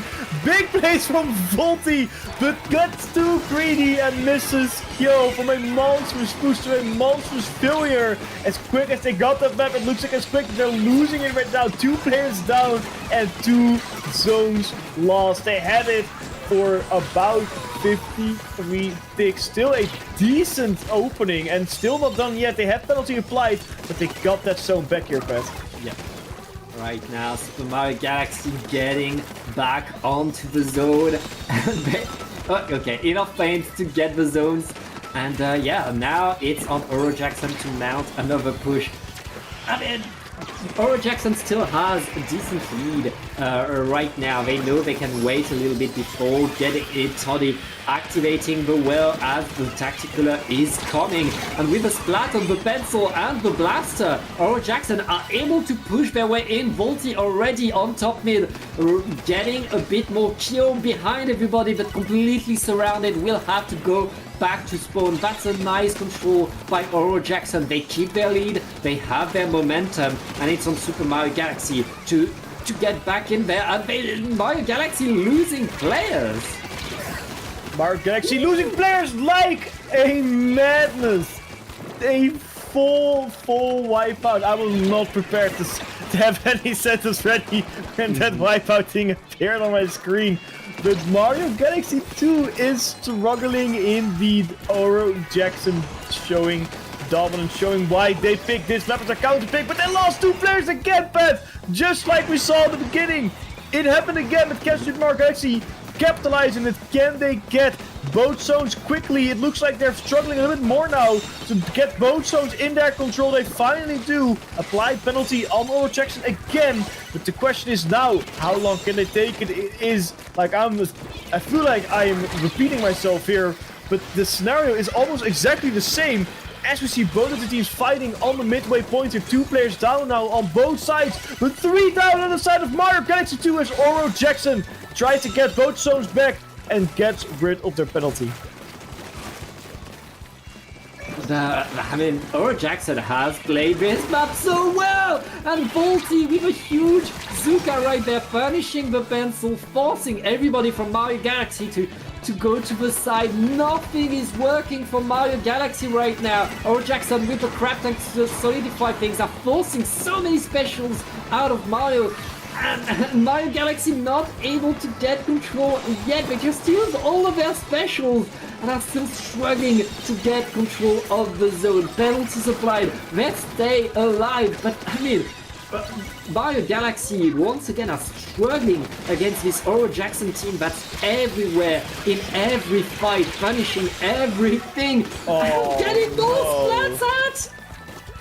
It's just repeating and repeating and repeating and repeating. It is a vicious cycle. Or Jackson gets another penalty, scores some points, goes in, gets too greedy, gets bedded. Mario Galaxy takes the control of the zones, and then the second they have control, they apply a penalty, get like 20 ticks off their own penalty even, and then Oro Jackson swoops in, gets a full wipeout or 3 players down, and captures that zone again. It's a vicious cycle that Mario Galaxy has to break out, and you have to break out of it fast, because there's only 12 ticks remaining on that zone. They neutralize one zone. Can they capture the second one? Only the 52 gal is down. It looks like they can capture both zones. No! The second zone's in the pink again. Finally applied a 38 tick penalty, but that took way too long, and it was way too rough. They don't have much time left here, Pat. Once again, Mario Galaxy need an overtime comeback. Can they make it work twice in a row right now? Gray punished, not able to get the splat. That is huge. Oro Jackson is going to get one push to go in. They have the cooler ready. They are going forward. Volty is punished. Volty is stopped. The overtime is active. 2 down on Oro Jackson. Can Mario Galaxy repaint in time? They need to paint to get it, but Gray's alone. Gray able to retake the zone just to refresh the counter, but he's facing everybody from Oro Jackson. Oro Jackson right now are riding their way to victory, and will the neutral lasting too long? Oro Jackson is tying up the score, but I mean, Mario Galaxy, they're keeping it alive, they're keeping it interesting even after the last second. They're pushing to the very, very final moment you can push. They are not leaving any second unaccounted for. And if you looked closely there, Pat, those zones were captured. They had the second zone. If only they had it a second earlier, they probably would have gotten a whole different result. I think they would have won it even, but unfortunately, that was not the case. But this game was interesting, because it was such a repeat. It was literally the same scenario repeating. It was not like a team holds it for long and then short, and then a team holds it for short and then long, and it's sort of going back and forth a little bit every time. It was really Oro Jackson got the zone. They score some points. Super Mario Galaxy swoops in, gets the zone, gets instantly wiped, and Oro Jackson takes the zone and scores some more points again. It was a very much of a vicious cycle. Only at the end was Mario Galaxy able to break out of it. Yeah. And that's sometimes the struggle with Umai Ruins. It's sometimes very difficult to maintain your control. Yeah, Hat. In both of these games, Oro Jackson was in control of the base, was in control of the whole map, and forcing Super Mario Galaxy to use whatever they could to reapply penalty to stay in the game, to try to catch up, and Super Mario Galaxy 2 playing the patient game, letting Oro Jackson do their thing, and in the end trying to come back, trying to claw their way back. But that was a struggle, and that means Super Mario Galaxy 2, they were kind of relying on that final fight to go their way to win. Now they, Oro Jackson selected a Hagglefish Market as their next map, as their next pick. We'll see how it goes going into one of the most classic map modes of this whole game. I feel like if there's any map mode you should go play on, it should be this one. It's like Mako Mart from Splatoon 2. It is like Museum from Splatoon 1. It's balanced, it's fun, it is difficult and yet easy to push on. I love this map so much. Just how I like Oro Jackson getting a beautiful, beautiful opening with 3 players down on the side of Super Mario Galaxy. They are fighting, and they get a delayed wipe here as Oro Jackson Pat takes a very monstrous opening of a push here.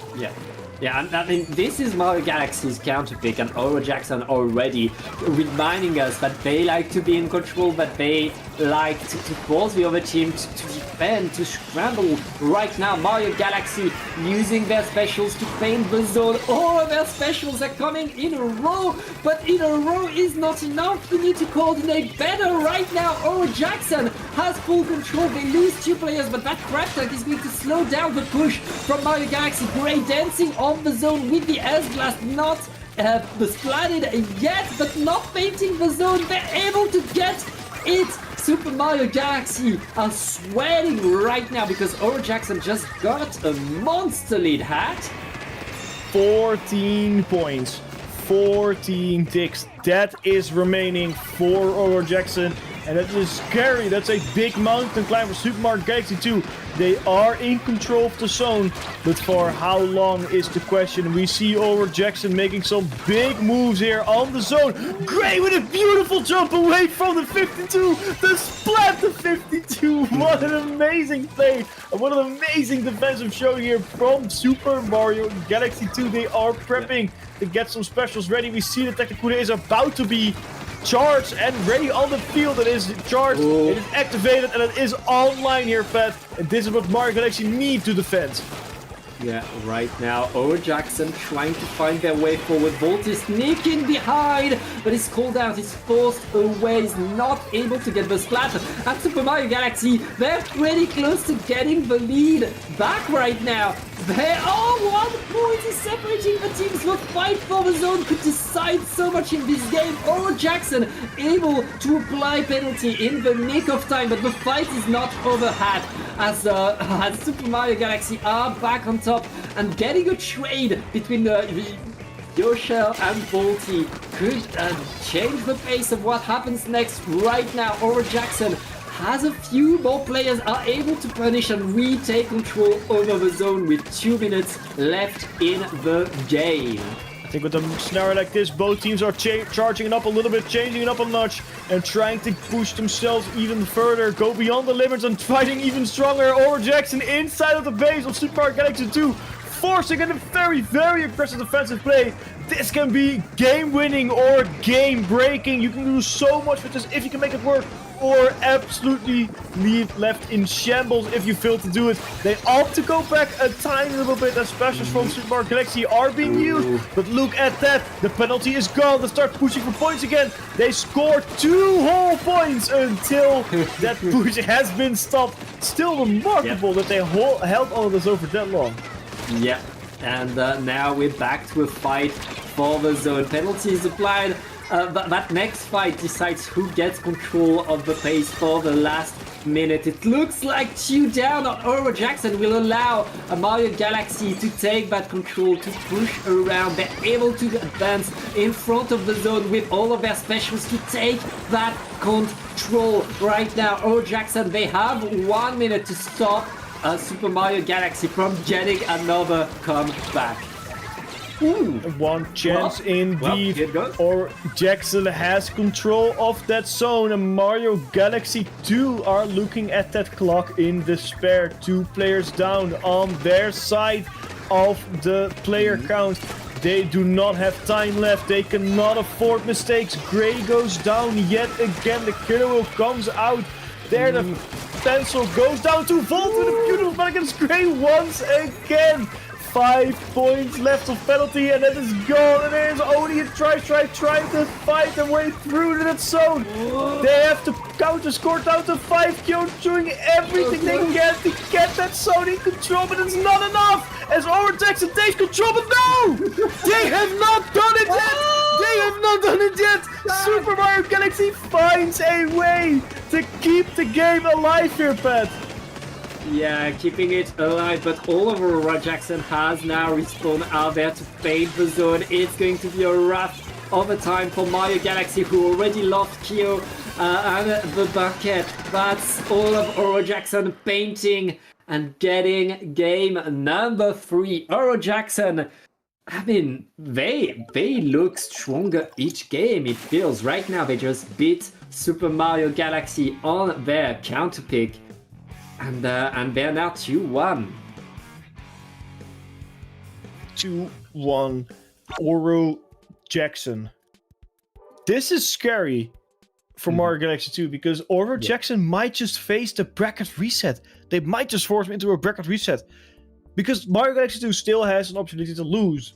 And it's not the end of the world because they came from the winning bracket. They can't afford to lose a bracket reset. It's not like they want to. It's just that they can, I think is the important word here. However, Oro Jackson is so fired up now, Pat. It's insane. I mean, we are seeing Oro Jackson being fast, being efficient, being everywhere. And Mario Galaxy not hesitating much, going on Brightwater Springs. That's where you go when you have a plan, when you want to curse your opponent with the curveball they don't expect. That could be an impediment to Volty's ability to go in, because there's only one way in, and Mario Galaxy, all they have to do right there will be to paint their elbow, and Volty won't be able to reach their backline. Definitely what Mario Galaxy needs right now. I think that is something that they want to build on. They want to play it a little bit more safe too. I think going in and doing some risky plays might not just be worth it anymore. You don't want to have the breakfast reset. You really want to prevent it as long as you can, as much as you can. So I think Brine Water Springs as a map definitely makes sense for that. Let's see how it's gonna go. I see Kyo serious mode right now because they switched from the vanilla slosher to the order slosher and get splattered instantly. So I don't know how much serious that was for sure, but still, you know, when that happens, Kyo is in full active mode. 2 players down on the side of Super Mario Galaxy as Oral Jackson is pushing in deep. Scrolls the points left and right. Gray goes down, Kyo goes down yet again. The Doties goes down, and it's 3 players down here, Pat, as Oral Jackson is in full attack mode.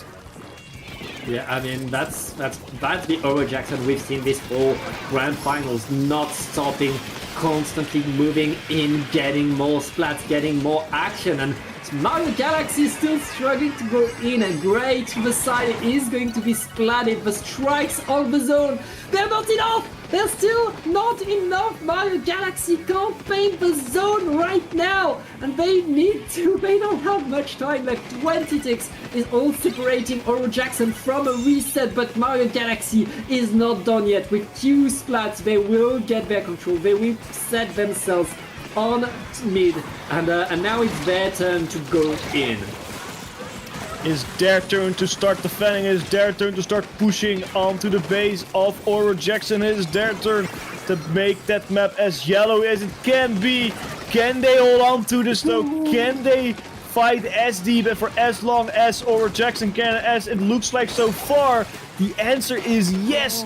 They have the resources and they have the play skill to do it. They have to go rid of the Volty 2. Booty Bomb beautifully placed on the Technicooler, forcing a big area off the map for Oral Jackson to be inaccessible. And that lead here, Pat, it's about to be swapped. It's 22-17 when the zone is neutralized. 2 players down on both sides, and it's 3 down effective on both sides. Only Gray and the pencil on the zone. Who will suffice? It looks like the players for Oral Jackson will get back earlier and claim that zone. But what a close session here, Pat. Oral Jackson able to survive that fight and pull through right there. Mario Galaxy all getting back in here. 3 down on Oral Jackson. That's a huge penalty of them, but there's more than 2 minutes and a half left in this game for Mario Galaxy to get back. That's plenty of time, and they're already in the next fight as Volty is dodging to the side, but no, getting splatted, completely cold right there. Mario Galaxy in the right positions to get back, and I mean, the penalty is getting lower and lower. Hat? The penalty is slowly running the way towards 0, slowly getting themselves on a more winning scenario. The zones are being neutralized and taken over by Oral Jackson. They're giving him everything, and both of these teams are fighting to their absolute limit to keep control of that zone. Oral Jackson loses it again. The Super Mario Galaxy 2 just does not seem to be able to hold it for long enough every single time. Technicooler goes out on the field for Oral Jackson to strengthen their defensive move with their to strengthen everything they can stand for and wait for Super Mario Galaxy 2 to push in. They are now getting rid of the Technicooler and Mario Galaxy 2 in control of Sonar Pet, pushing towards their base too. Galaxy right now in control of the zone, but the clock is ticking, and all of Oral Jackson are back on the attack, repainting once again, flying the penalty over and over and getting extra splats as well. Oral Jackson know what they need to do, and they're doing it right now. Getting more splats 2 down on Mario Galaxy. They're going to be able to push in. That's Oral Jackson getting more control going into that last minute. They're going for a juggler, they're going for a KO. As you should in Splatoon, always go for the highest possible score. Always fight to the last second possible, and the KO is the last option. then it will be your last option. But for Mario Jackson, it's not the last, but it's the preferred option. They're still in control of that zone. The penalty is about to be depleted, but they lost 3 players when they really didn't want to lose 3 players. And I don't think they had a tactical on the field too. They have one now, but it's a bit too late for the defense. That's causing them a lot of time. It's causing them a lot of resources. They don't really want to deplete right now, but 10 takes a penalty left, and then the lead will almost instantly be swapped. Yeah, penalty is now done. Just a few more points for Booyah on the zone just to ensure the lead. Very well played by Super Mario Galaxy. All of Oro Jackson are still here, but 2 down on Mario Galaxy. Can Oro Jackson get the comeback? They have control of the zone. They have control of the map. They have numbers advantage. But they need to hold for a lot of ticks right now as all of Mario Galaxy are getting back in their 2v2. Volty is there to guard the zone as all of Mario Galaxy are trying to get back in. Volty shredding forward, getting the splat. Volty! Oh my gosh! No way! That single play, single-handedly secured the game. Volty finishing it off and getting the bracket reset with an amazing wipeout on the board to display it. You should be very, very proud of that one, Volty, because you not only got your team into a shot of actually winning the title of In The Zone 47, you also made a beautiful, beautiful clear for Blue Sky. Yeah. What a play was that, and what a comeback for Oro Jackson too. I mean, Oro Jackson knew the assignment on this map. They had the early lead, then they played the clock. They knew they could punish Super Mario Galaxy 2 over and over and over. And then Mario Galaxy got the monster haul that gave them the lead in the last second. Oro Jackson knew, okay, now we have no choice. We have to get control. We have to push. They did exactly that. They got the pop-off that they needed, which means that we are now at 0-0, going back for the 3rd time between these 2 teams on Mahi Mahi Resort. Cannot open a bracket reset with the map you started originally fighting on. I love the dynamic that these 2 teams are bringing on stream right now. I love the way they play, and I love how much competition they're bringing us right here on Dapple Productions. Honestly, one of the most hype sets I've ever commentated right here on In The Zone. And let's see if Super Mario Galaxy 2 come in the bracket reset, or if Oro Jackson can take full charge as they are now fully fired up and ready to take that In The Zone's crown. They have the first lead, a first very strong push to 65 at least, and counting here, Pat, as Oro Jackson is absolutely not leaving any room for Super Mario Galaxy 2 to play. Yeah, Oro Jackson has the control. The water has dropped, and Mario Galaxy struggling to get to the zone once again. The strikes are there with a pencil to help paint. This time the zone is taken, and Mario Galaxy are pushing in, and they're getting the splash. But Crab is completely isolated, will be in a dangerous fight right there. They're the last screen for their team, and they're not able to escape the control that Mario Galaxy is taking right now. Definitely not letting go. Oro Jackson already did enough damage to them as far as they're concerned, and now they just want to take revenge and really make sure they're making quick work of them. They want to push them back, just 3-0 this and be done, because they already lost enough. They already lost almost their dignity, and that may be the worst thing you lose in a grand final set like this. 44-39. Super Mario Galaxy 2 trying every trick in the book to keep control of that zone, but it does not look like it's working. They have control, but for how long? It's like 39-40. A single point remaining. I think I've seen this one before, Pat. Yeah, of course, it's a single point between these 2 teams right now. We're still fighting for control over mid right now, and the power of the splash able to win this fight. Oro Jackson have a lot of paint around the map and the lead, and 3 minutes to score more points. A couple more minutes indeed. It's about halfway through the game now. We are a little bit over halfway through the remaining points of both of these teams. You started 100, and both of them are just below the 50 mark, 40 to 39. 2 players down on the side of Or Jackson as Super Mario Galaxy 2 is preparing for a defense. They need a monstrous defense too, because they just not only to get the lead, they need to get rid of the checkpoint too. But I just saw 3 players going down for Or Jackson. That's the defense that Mario Galaxy is looking for. That's the place they want to see from their side. Tacticooler is online on the field, shows the grab tank for Or Jackson, but gets planted by a Booyah Bomb, and the lead there, Pat, has been swapped.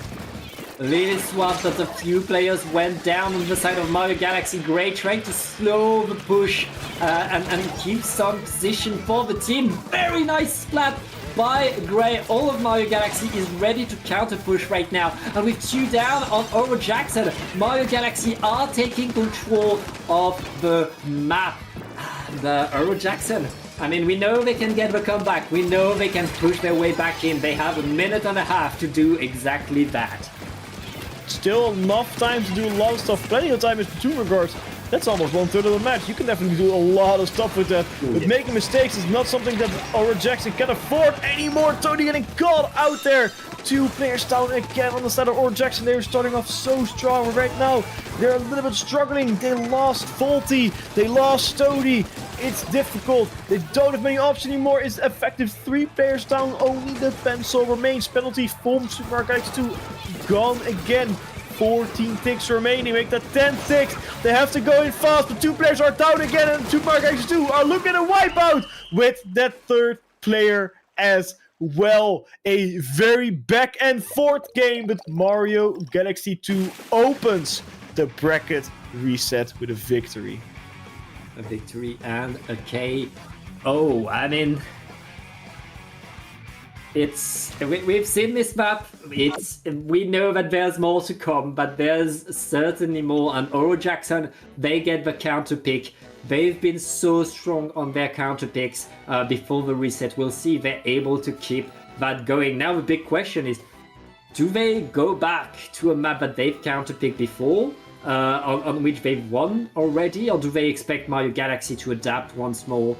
Like, there's a lot of possibilities right there for Oro Jackson, and I'm not sure what they're going to do.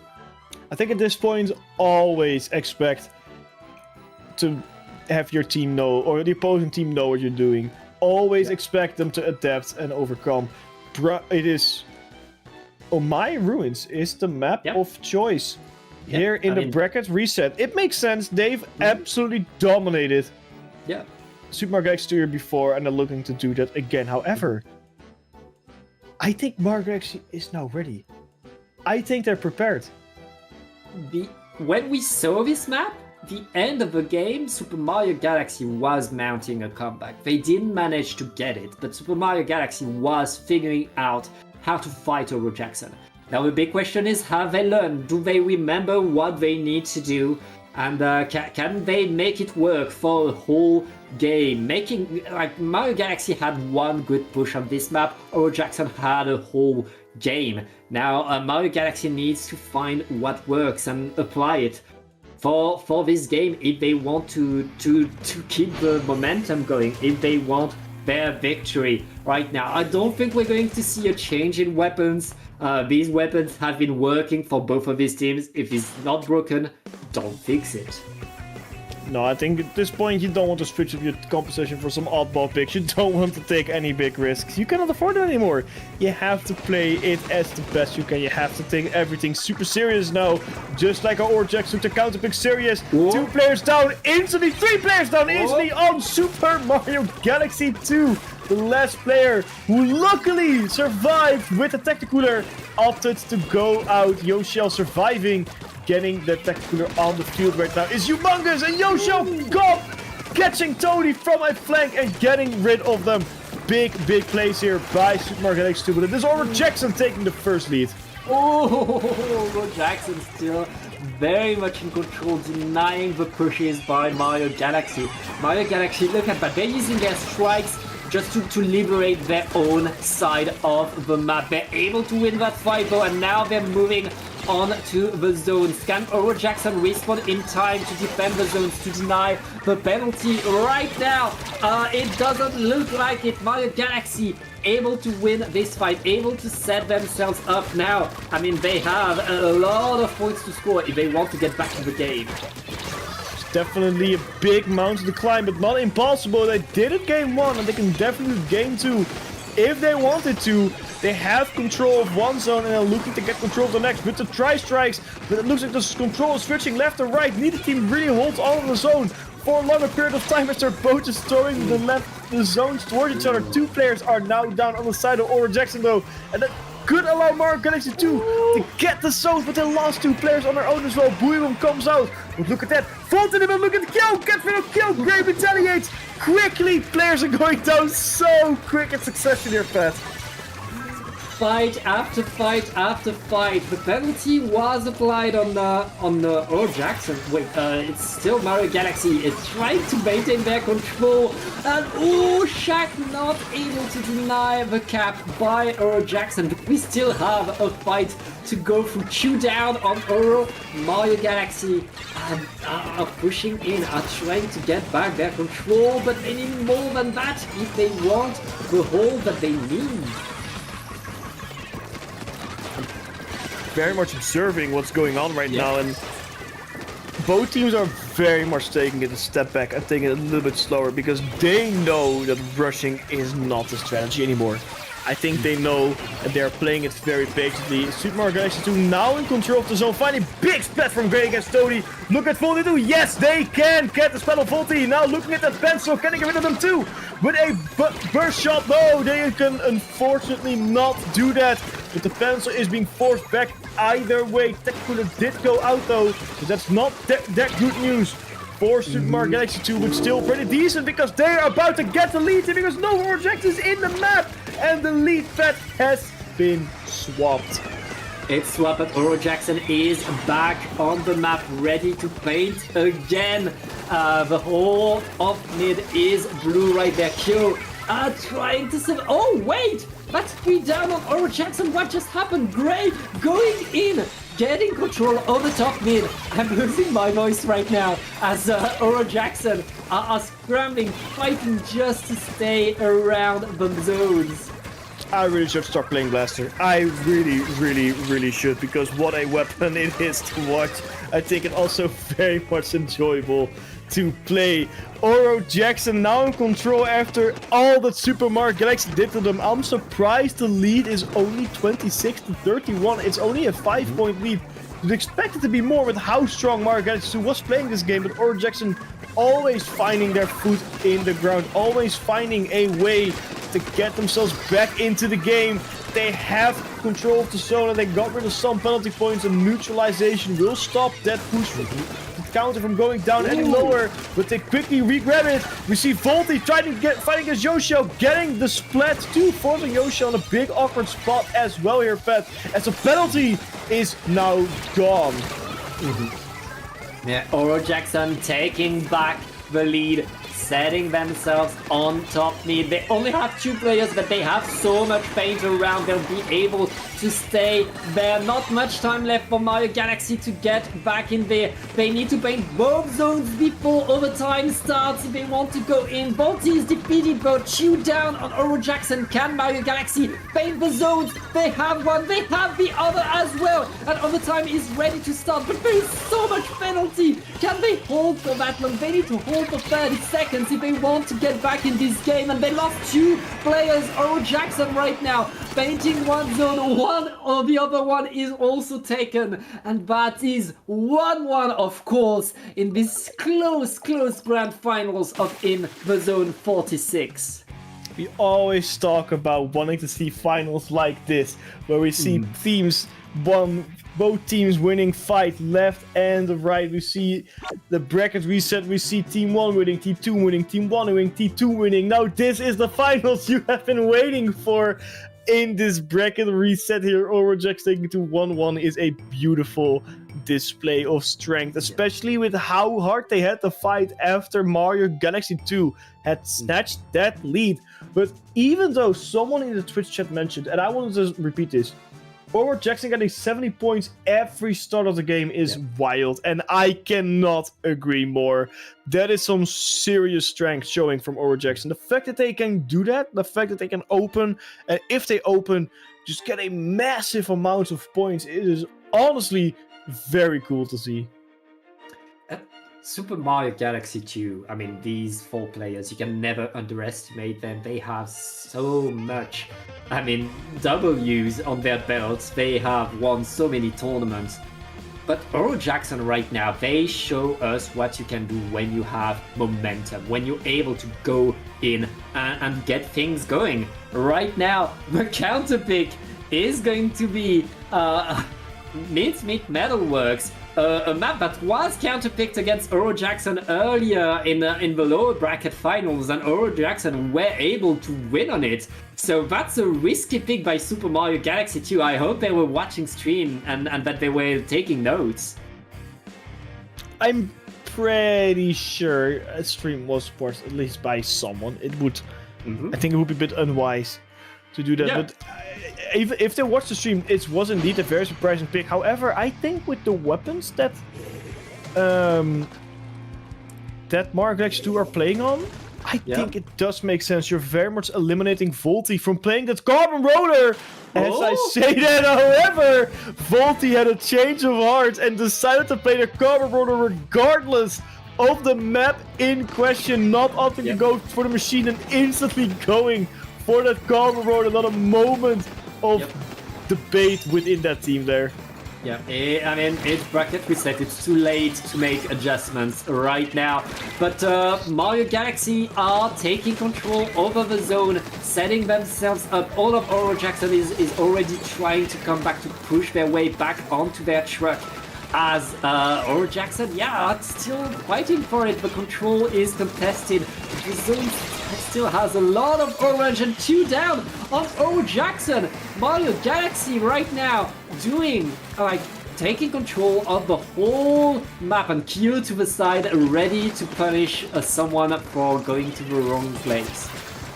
This Super Mario Galaxy does excel though, is the second they are really set up, they are good at blocking every single flank route. They know all the tiny little entrance ways and are able to set up players and or sub-weapons there in order to defend them. I don't know how good Oro Jackson is breaking through the defenses, because every single time we see Super Mario Galaxy set up, Oro Jackson finds a way through. Just like we saw him just now. Volty, beautifully done against Shaq.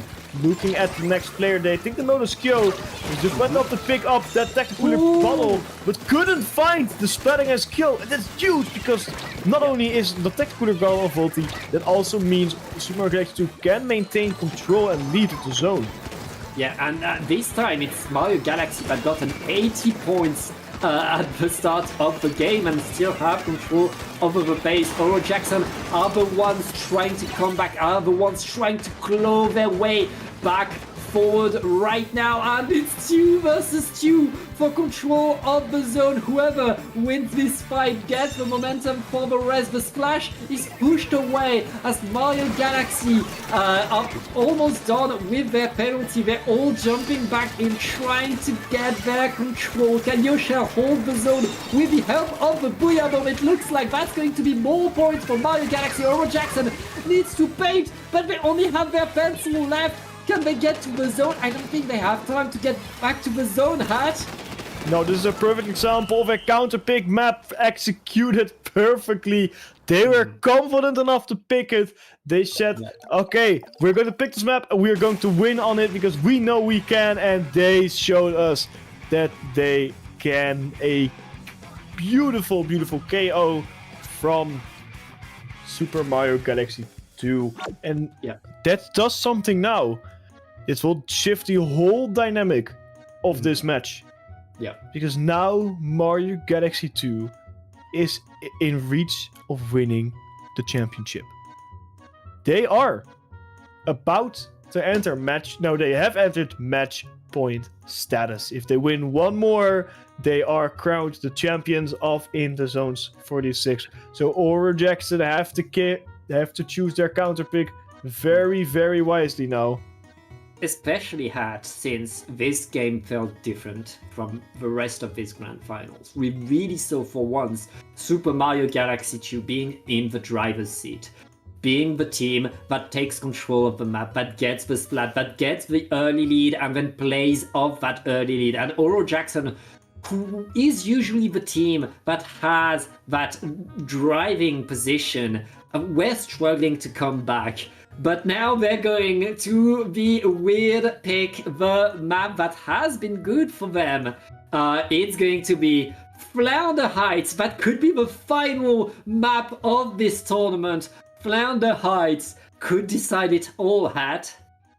I don't want to make any predictions. Like you said, Oro Jackson had been doing good on this map.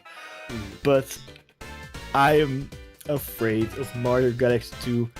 They look fired up, they look locked in and ready for anything that might be thrown against them. And I think a map mode like this is something they expected, because it's always the number one obvious pick for Oro Jackson to choose this map right now.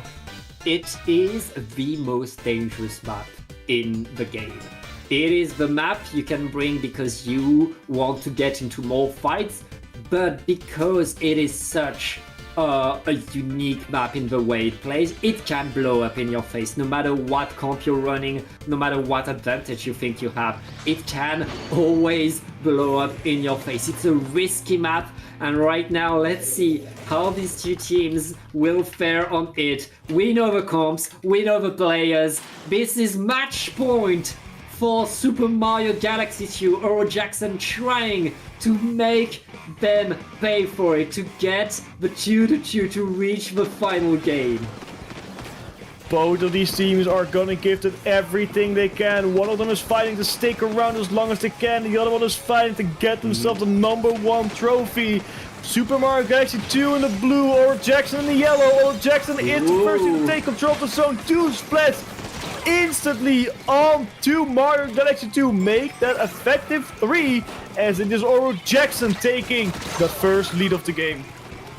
Yeah, and I mean, they still have the control right there. Gray only able to get a trade in. That's not enough to get control, as Oro Jackson is still very much on top of the map. All of Mario Galaxy trying to go in. The Boyardom is going to be thrown. That's 2 players down on Oro Jackson. That should allow Mario Galaxy to at least paint a little bit, get one of the zones and some presence right there, but they still need to paint more if they want to apply the penalty. Volty is going all around. Huge splat during the jump.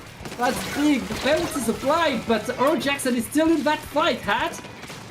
Oro Jackson not backing out. Oro Jackson gonna give it everything they can in order to maintain control as long as they can.